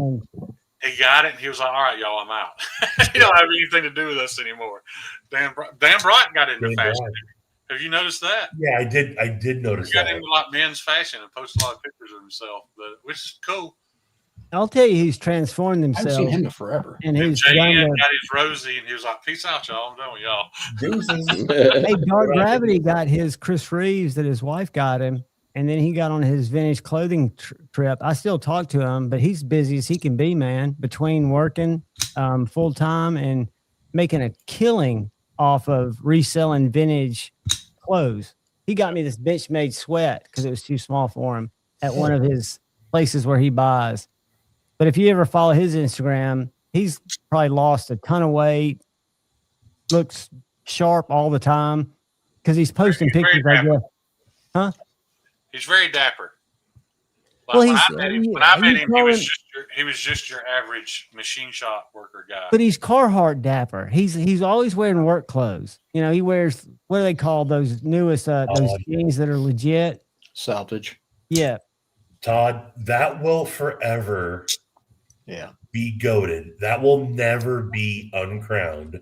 No, you're right there. There will be other good stories, but there will never be anything better that tops them all. There is no peak past that. Still he's a blast from the past. One of my favorites though, Stevie, is when just because of the context, when you found that loot box like within 10 minutes of them posting the video. Oh yeah. Oh, the God, I love that. Blade West. Yes. That I owe that all to Patina, man. And what's his name? Brandon EDM. Oh, screw that. Yeah. He was so pissed off. Couldn't have happened to a better guy. That dude screwed me twice. She does. What about Ethan doing a puzzle? El Cap Addict. Rumor has it he's in my town still, but I don't know. You know, I reached out to him not too long ago. We had a brief like, "Hey, how you doing? Hey, good. How you doing?" And that was it. I don't. He's in one of them situations where he thinks everybody. He doesn't live with Dopey. Yeah. No. Everybody hates him, and he thinks everybody's talking about him behind his back. Yeah. He's just freaking paranoid about everything. Yeah. It did get weird though, man. But that still is that will forever be the greatest moment in Blade Show history. And then the live stream afterwards with all of them sitting in the living room, we're talking about. That's what's so. When they're all like, you know, that's what it's really all about, you know, the fans. They all but said, "Do y'all remember that little retarded boy?" Without saying that little retarded boy. Yes. Yeah, it was. So and good. how true the thoughts were. When Jared bent down, it was like, "Hey, buddy." Yeah. I mean, there's so many levels to that whole story, but when he put his hands on his hips and Vince just staring up at him like a little special boy that he is. Oh, that was hilarious. To have been front row for it. I was like, the whole dynamic of that situation was crazy. Because I think at the same time, Nuz was talking about how much you paid for that Hogue. You remember that? $320, $150. And literally, while that was going on, Lacey Lace was like 15 feet from us. Right. It was just such a weird. Do you remember how that started when we saw Jared and he's like, "Are they really going to accept us when I walk in with my entourage?" And I go, "Did that motherfucker just say he has an entourage?" I was like, how big of a head does this guy have? He didn't think there was a restaurant in Atlanta big enough to seat his whole entourage. Yeah. And I was like, and thought he was going to get special treatment because of who he was. That's what Patina said. Post Patina's comment. He's just bent over and tied Vince's shoes with a double knot. It was like, and took out a hanky and wiped Vince's nose. I wish you guys could have filmed it because it would have been like a Make-A-Wish meeting John Cena. It absolutely would have been, but it happened so spur of the moment. Right. Like it was totally organic. It was totally organic. Totally organic. Yeah. But in all fairness, they thought they were doing something good. They did. They did. Hey, that's what I've also said is we can give him all the shit because he got trolled. He was genuinely nice though. So to somebody. Yeah, he was genuinely trying to be nice. Yeah. But it's funny that he was like, "Man, I can't let my fans down." Yeah. That's so Oh, funny. A fan Just is for something you possible wave hater. when it's hot outside and you're trying to get a breeze. you know, I will always, no matter what, I will never stop busting his balls. But Jared Neve has been, since the very first day I met him years ago, the whole reason why I still have this microphone is because Jared gave it to me, encouraged me to start my channel, and has been an absolute cool ass dude, despite the fact that I make fun of him nonstop and bust his balls. He's always been super cool. And he is a super cool guy. He's And I'd not. say the same for Karen. He's certainly not thin-skinned. That's for sure. And I don't care about his channel in the slightest. I don't watch his content at all. I really only, and I'm not, oh, look at me, I'm cool. I only know Jared from my personal interactions with him. I don't watch any of his shit. He's just always been someone cool, and Kara. You know, we all stayed in that house that first year at Blade Show. I will say that makes a difference spending time with people like that. You get to spend some downtime. Well, and they really just held that, like, they had a lot of anxiety there. They didn't really hang out with us too much, but like Kara would come out and like made us all coffee at night. You know, they cooked us breakfast one morning, and They used to be That's super sweet. you know, Jared signed 2/3 of my baby. Mhm. but yeah, and still every year, you know, and how funny was it that time he showed up on the honey bucket? And he's like, cool. Right. and he goes, "Who's this guy?" And someone goes, not knowing our history, goes, "That's said Stevie." And what does he say? Never Never heard. heard of her. And I was Yeah. like, bingo. Yeah. I used to love his lives early on. He was one of the first I watched when he would talk about his real life struggle stories at the end, where he talked about his gangster I ain't gonna story. lie, dude. I used to, like, I would change plans to make sure I didn't miss these live streams back in the day. Yep. That was, they're not near as funny as like said faction. It's just a different thing. Yeah, yeah. But no, that was the totally. first really cool hangout. Like I got excited What- about. But You we know, had so much fun in there because there was a good group of idiots in there. Like, remember Maurice? God, Yeah, Miss I that Maurice. remember Maurice. Odd Car was always there. Yeah, Winchester Tommy, would Maurice. show up. when he was there. Yeah. Dennis was there for a while. I haven't talked to him in a You while. know, if you go back onto Red Wolf's channel, I think they're still there. I did for like a month. He took a couple of them down, but I used to do Saturday morning live streams with Red Wolf and Jared. Yeah. Oh, how cool was that?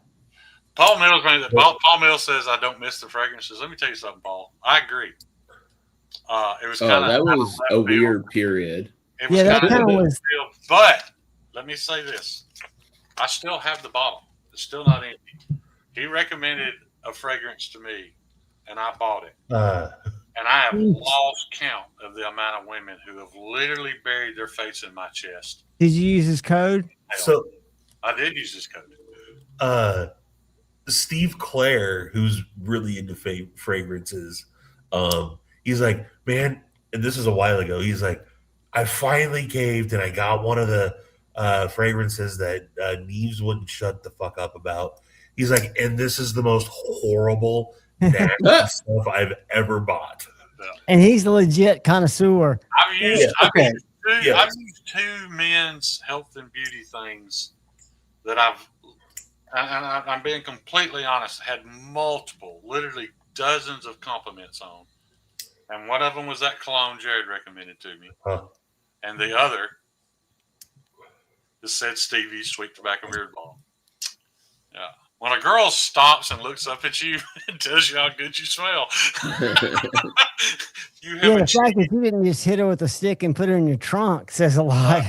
Stevie, what Mr. Clare probably would tell you as well too is, unfortunately, once you go down that rabbit hole, because I enjoy a lot of those as well. When you start getting kind of the hoity-toity and getting the nose for that, people go into the real like musky and out there smells that are for not the general public. Dude, have a conversation with Apex Alchemy about fragrance. Bergamot. Yeah, so like I rock about 4 and for different times of the year and stuff. And I tried telling him about a couple of them and he's like, oh, that one's too sweet or too boring. I'm like, not for every day. That's not, you don't want to sit there and smell like,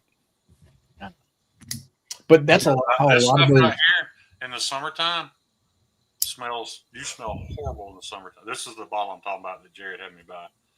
You do not wear this when it's hot outside. Club de Nuit. It's like $35. Yeah, I don't care for that one. Yeah.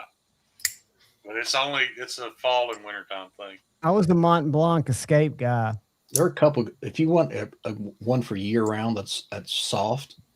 YSL, the La Home. All them blue ones. Here we are talking about fragrances that Ricard Noir or all these blue or ones. Obsession. Me, though, I just go with the. I still got a bottle of Obsession, man. Yeah. The only other bottle I ever got that big compliment on was Armani Code. But Armani Code's super expensive, and about a third of the way through the bottle, it starts to smell like diesel fuel. It gets too alcoholic. It doesn't stay mixed up right. You want a good winter one? Look up Tom Ford. Yeah, now the fragrance talk. We're not going to do that. Fine. That's all this is. This is just a Creed Aventus knockoff. But on me in the summertime, it's too musky. I can't pull that off. You got Chinese clone fragrance? That's exactly right. 959. Body chemistry does. I don't know. That probably is where it comes from. I don't know. That's what I call an edgy American. Yeah. Jared recommended. I didn't even know it was a Creed Aventus clone. He just recommended it, and I got it. I'll say this though: the women who go crazy over it are probably not women y'all are interested in. I was going to say, yeah. It's mostly strippers and really large black women. I figured it would be either. Did y'all see his new little fixed blade that he has wax wing making for him? Who? Jared Neves has a new fixed blade that Waxed Wing is making for him. And he did all the sharpening on him to some weird low angle. It's just 14 degrees, dude. I thought he said it was 12. What are they called? Waxed what? Waxed Wing is, and I know that Richard has a couple of these knives. That's the USA maker who made this little Warncliffe, and I can't pull up Neve's Instagram. I can't find him in search because I've been blackballed or something. Knife nut. Message me. I'll but it's a thin little Warncliffe blade that looks almost like a paring knife with micarta handles. It's on Amazon. It's Club. I just put it in there. Nut, however you want to say it. What is that? The first time I realized how powerful it was, I was at Popeyes, and the cashier smelled me, came around the counter to smell me, and then had all the shit, the chick from the drive-thru, and the one back there dipping the chicken. They all had to come out there. What is it, like menthol? No. Wow, Stevie. I mean, I haven't been a great fragrance. Here, Stevie. Fried chicken, watermelon flavored cologne. Yeah, that nice. Man, I cannot pull up Jared's Instagram. I can't. The search for Instagram is not working for me. Anyway, it looks like a bird and trout knife almost. One thing you can say about Jared too, though, is the dude put in the work. You know, Yeah. regardless if his head got a little big or whatever. Yeah. You know, That's and we had a phone conversation 3 or 4 years ago where I told him, I was like, Jared, you realize this blows up, you're going to lose most of this. Like, we're not going to feel welcome because it's And he knew it. He was fine with it. He's like, oh, I know. That's why there's a couple guys that ended up blowing up that I don't have the problem with, like I have some with the other people. Because when I met them early on, they said, this is what I want to do. Mm-hmm. And that's my end goal. Right. Yes, I'm glad I've made some friends along the way, but my real goal is to be an influencer and have a lot of. I'm not mad at that, you know. No, but it still sucks when they step over people that help them get there. Yeah. For sure, that's definitely a bummer. But K Mason seems logical. He's the kookery dude, right? He's a little Ewok looking son of a bitch. He's their little buddy. He was with them at Blade Show this year. Yeah. He's still around. Him and Q-Ball. It's not Kyle's favorite. Thank you, Patina. Him and for sharing Q-Ball that. both get together at the last Blade Show. Oh, I went to breakfast with Q-Ball last weekend. Yeah, that was. How'd that go? All I did was Fart on him. yell at him and tell him how stupid he was. You don't deserve cue ball, Steve. I know. Because he's a really, really nice guy. Oh yeah, absolutely. Yeah. Can y'all see that? Yeah. It says it's a Shiv collab with Waxwing, handmade in the USA, Nitro V 61.5 to 62, Harpoon Warncliffe, full flat with hollowed harpoon. Yeah, that looks nice. Hair whittling edge, bonded diamond stones, full video with more details, priced around $195. Yeah, can't be mad at that. No, I think it's pretty. But when I first saw that, I was a little bit confused because I'm like 61.5. That's great. That's industry perfect for Nitro V. But then I thought with it being Jared, all they had to do to make it hit 64 was change the temperature by 50 degrees, which is really easy to do. However, I run my Nitro V at 64, but I will be completely honest about this. There are no charts. There's no testing to show what the advantage is. I know the toughness drops very little, but I don't know what the actual edge retaining advantage is to running Nitro V at 64. Yeah, but Shane, there's also the counterbalances. Does he know where the charge go to? Because like when he came out with the one knife he came out with in A390. Yeah, that was Riot lying to him, though, dude. That didn't have nothing to do. But do your research. I mean, like, yeah. I mean, he could have called Steve and just asked him. Right. Steve was the first to say, "That's a fucking lie. That's bullshit." Right. Yeah, I would have told him he was fucking full of it. Yeah. Right. Stevie's on that shit. Have y'all ever seen a Hinder skinny? Yeah. Dude, I was amazed at how skinny he Ryan was. probably owns 4 of them. Yeah. I don't think I ever have. At least It's not a in blade stock. It reminds me of a Medford Slim. Everything, the scales and the blade are thinner. This is a weird Benchmade. That's a Smoky Mountain Knives exclusive we've got somehow. This blade bench? No, this is my Instagram. It's Tuesday. It's Tuesday. We're just kidding, John. We could go to Blade Bench. Hey, y'all check this out. I don't mind that at all. I don't mind when I actually kind of enjoy it when YouTube channels go to these sites and show me things I haven't seen before. I actually enjoy that. Except for when they get paid and don't click the box. Well, yeah. I don't get paid. I can't cash my knives in at the bank. I'm talking about you, dummy. Hey, this is another company that y'all might not have heard of, but they collaborate with me. They're called Puma. They're a German, Solid Germany traditional knife lockback company. They're highly sought after. This knife's like $275 used. Yeah. Why wouldn't you just get a buck? They're both 440. People, I don't get it. Look at that that case. That's a slip joint. Heck yeah. Stevie, didn't you have a Puma? No, I have. Oh, it was Puma pants. Puma pants. Dude, I wore a pair of Pumas to middle school. My mama bought me some Puma tennis shoes. I didn't know nothing about that kind of shit. Puma. And dude, I was literally ridiculed for wearing Pumas.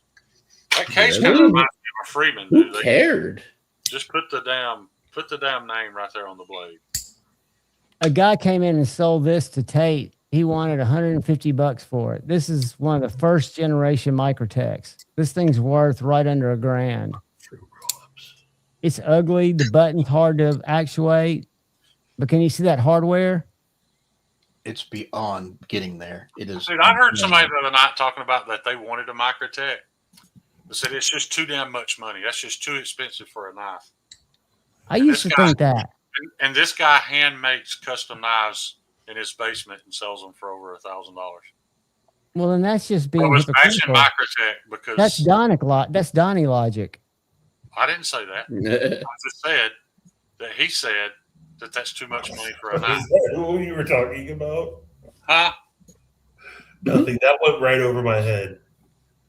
I never said who I was talking about. No, you didn't. No. Hey, I gotta say real quick, Shane. I meant to say it earlier. It's because of you that I'm now watching a Netflix documentary. Which one? Which one? I saw you post that 50 Cent. Oh. I didn't know what it meant. I had to Google why is I did a Google Lens search of that, and I didn't know about the whole. Did it explain the pettiness though? Yeah. But I had no clue about the documentary, and I had to drive 3 hours from Missoula to Bozeman this evening, and I watched the first 3 episodes on Nice. Isn't that the Diddy documentary? Yeah. He did the Diddy You know, that's the documentary. second most popular show on Netflix right now. Yeah, but the petty part was that interviews. when people asked him for interviews to talk about it, They're the only channel he the went to was this local ABC news affiliate because he knew that's the channel that they let them watch in the federal prison. right. He picked what channel he wanted to be on to make sure Diddy got to see it. That's the fucking king of petty. But see, that's what I love about 50 Cent, man. Curtis don't fuck around. No. When he bought out the first 3 rows of Ja Rule's concerts that nobody really said. Not the And didn't he first pay for 3 some of his rows, baby the mama's first, kids? 30 rows, dude. Yeah. And then they were asking, they're like, how did you get all this footage of, the whole documentary? A journalist doesn't reveal his sources. Well, Yep. but come to find out, Diddy hired this videographer to just follow him around and videotape. And then when the guy turned in his bill, he didn't want to pay it. Well, that means that content belonged to the videographer, and it went to the highest bidder. The highest bidder just happened to be Curtis 50 Cent Jackson. He got it for how much pennies on the dollar? Yeah, I just don't tell him. Dude, I bet he's made so much money for that. One of my favorite quotes I mean, he'll is, probably file bankruptcy again next year, but whatever. Hey, fellers, I gotta bounce.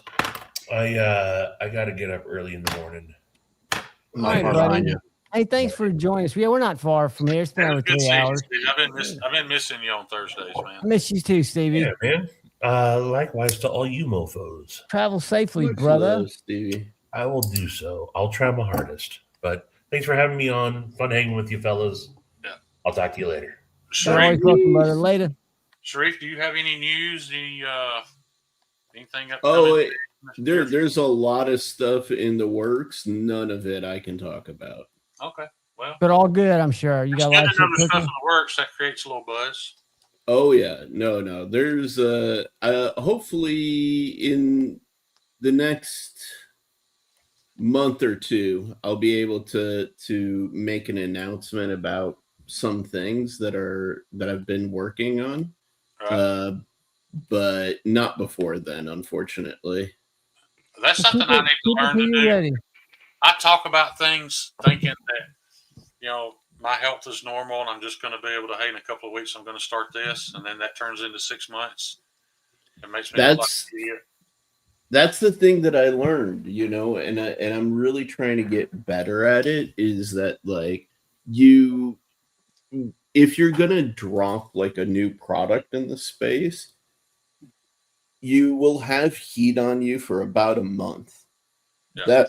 That's it, And so if you start talking about stuff like 2 months, 3 months, like beforehand, man, by the time your thing is available, people forgot about you already. And that impulse to buy is gone, You're right. Yep. You're So to quote I'm Ferris mad Bueller, knives after I get them cut out and shaped and heat treated. No scales yet. I'll post a picture of it, and there's interest by the time I get the knife actually finished because of my health shit. I work entirely too slow. By then, nobody cares. So, and that's the double-edged sword. What were you gonna say, Kyle? I was just gonna say the quote Ferris Bueller: "Life comes at you fast, kid." Mm-hmm. Yes, it does. It doesn't. It's got a climbing gear too. Unfortunately, every time something's around the corner, it's always the newest and latest, greatest thing. So you got to strike when the iron's hot. Exactly. And that's the thing that I learned is that, like, especially when you're releasing products, like you're the one who's creating the heat on the iron, so it's up to you, to completely F that release up. You can't blame anybody, when, like, I talked about the Kaimano, like, I don't know, 6 months before it was released, and then my freaking web developer shit the bed, and I had to, like, build the site completely on my own in 48 hours to, like, drop the knife. Do you think that somehow gave you strength and experience to make the Aurelia so successful? Don't you think those hardships gave you an edge? Not a pleasant. 100%. Yeah. You gotta F up in order to learn what you need to improve on. You know what I mean? But, like, nobody wants that lesson, but I think for you rolled through it like a champ. Yeah, because I've effed up a lot in my life, so I've just learned to roll with it and try to improve. Anybody on a Beretta on the extended mag? Beretta. How many is that hole? 20? I don't even know why I own this, but I know it's. You have a Beretta? No, I do. I remember now. Do you know a Beretta and CZ magazine are exactly the same except for this notch? Oh, for 92A. So, yeah, so you can actually take a Beretta magazine and re-notch it about right here, because it'll slide into a CZ and it'll feed, but it falls out. Knife Eclectic Marty. He got one. I'm pretty sure. I may see if he wants it. I don't know if it's worth anything, but I hadn't seen Marty around in a while. He's always on the Tri-States. No, on Maddie's. Okay, at 5 o'clock. That's usually when I'm sleeping. I always miss that one. He usually hops in there. More so on the Wednesdays than on the Fridays, but I got that Glock stick too.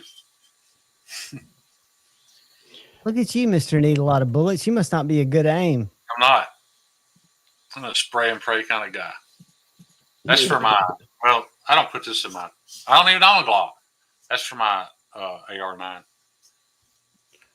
And the funny thing is, oh, all right, you out of here, pal? Yeah, I'm getting cold in this room, so I'm gonna have to go. We're getting ready to bail. I'm glad you asked that, because that's what I was wondering too. Wasn't there another drop of Aurelius coming? Yeah, I'm working on it right now. I actually just finished up inventory. And so the plan is to announce a drop at the end of this week, and then the drop will be next week, but I'll make the announcement at the end of this week, Nice. I'm probably going to actually release less knives than I was originally thinking, just because, it's the holidays and things are getting busy. So I was going to do 25. I think I may do 15, like maybe 10 Aurelias and like 5 Timascus, or maybe just, or not Timascus, but Damasteel and Timascus. Or I may just do 15 like standard Aurelias. I haven't figured it out yet. First of the year. Yeah, because, like, realistically speaking, right now, like, the market is soft. There's not a lot of people who are buying, and I think that I don't want people to feel the pressure to have to buy because there's a drop only right now, and with Christmas around the corner. I think I don't want them to. Yeah. I The think thing it's Christmas smart takes from your side, and I priority. think it's also thoughtful. with all my setbacks, I've been pretty upset about them. And now, as Christmas is approaching, I'm starting to think, well, I'm almost kind of glad now because now I can do it after Christmas. Yeah, yeah. I've already absorbed the cost. That was months ago. So I'm almost glad that what I do have coming will be after Christmas. One last thing before I take off. I don't know if I showed you yet or not, Shane. Yeah, you showed them to me. Yeah, Okay. It looks way Is better. that a Gerber? Yeah. That's a Gerber flat iron with Pro X's scales. Yeah, looks a ton better. Very nice. I let it get all stained up somehow. I've never even carried it. But when Kyle sends it back, he's going to put an edge on it and send it back to me. And it's going to get, I don't know, Ziploc bag or something. I'm going to have to protect it. Nice. I carry my old Evo with Pro X scales. I love that thing. Well, guys, y'all got any parting words? I'm about to go get under the electric blanket. I got to get old Puck in before he pregnates the neighborhood. It's blowing. It's supposed to be gusting up to 45 miles an hour at night. It's getting. Do y'all have snow up there? We did last week. It's pretty much gone now. We got about it is 4 inches, 3 to 4 inches. It is a frigid. What temperature is it right now? It's not frigid there. It is a frigid 45 degrees right now. It's colder than I thought it would be Nice. there. Yeah, it was almost 60 here today. Yeah, it got warm during the day today. It's gotten cool tonight, but I'm hoping it's the same tomorrow. I really want to go get some work in tomorrow. Because once I get what I need to do to shop tomorrow done, I could probably have it done in less than 2 hours. Everything else I need to do, I can do at home. So I don't have to worry about the temperature after that. Hell yeah. It's a blustery 29 right now. Todd, I'm not gonna mess with that one, man. Stevie gave it to me, and Pro X did the scales for it, so I'm pretty happy with that. And I owned a flat iron before and carried it for a long time. If you don't care about action, that's a great cutter. It's a great knife. it's a good looking knife. I always thought it was. I almost bought one several times when I was new.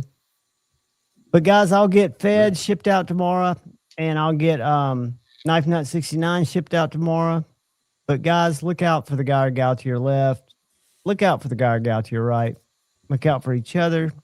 Go forward with love in your heart, and always choose debate, not hate.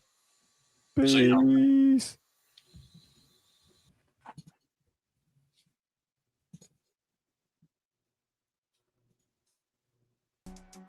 Let's watch you Ron's witness and get high on cigarettes. Let's watch you Ron's witness and get high on cigarettes.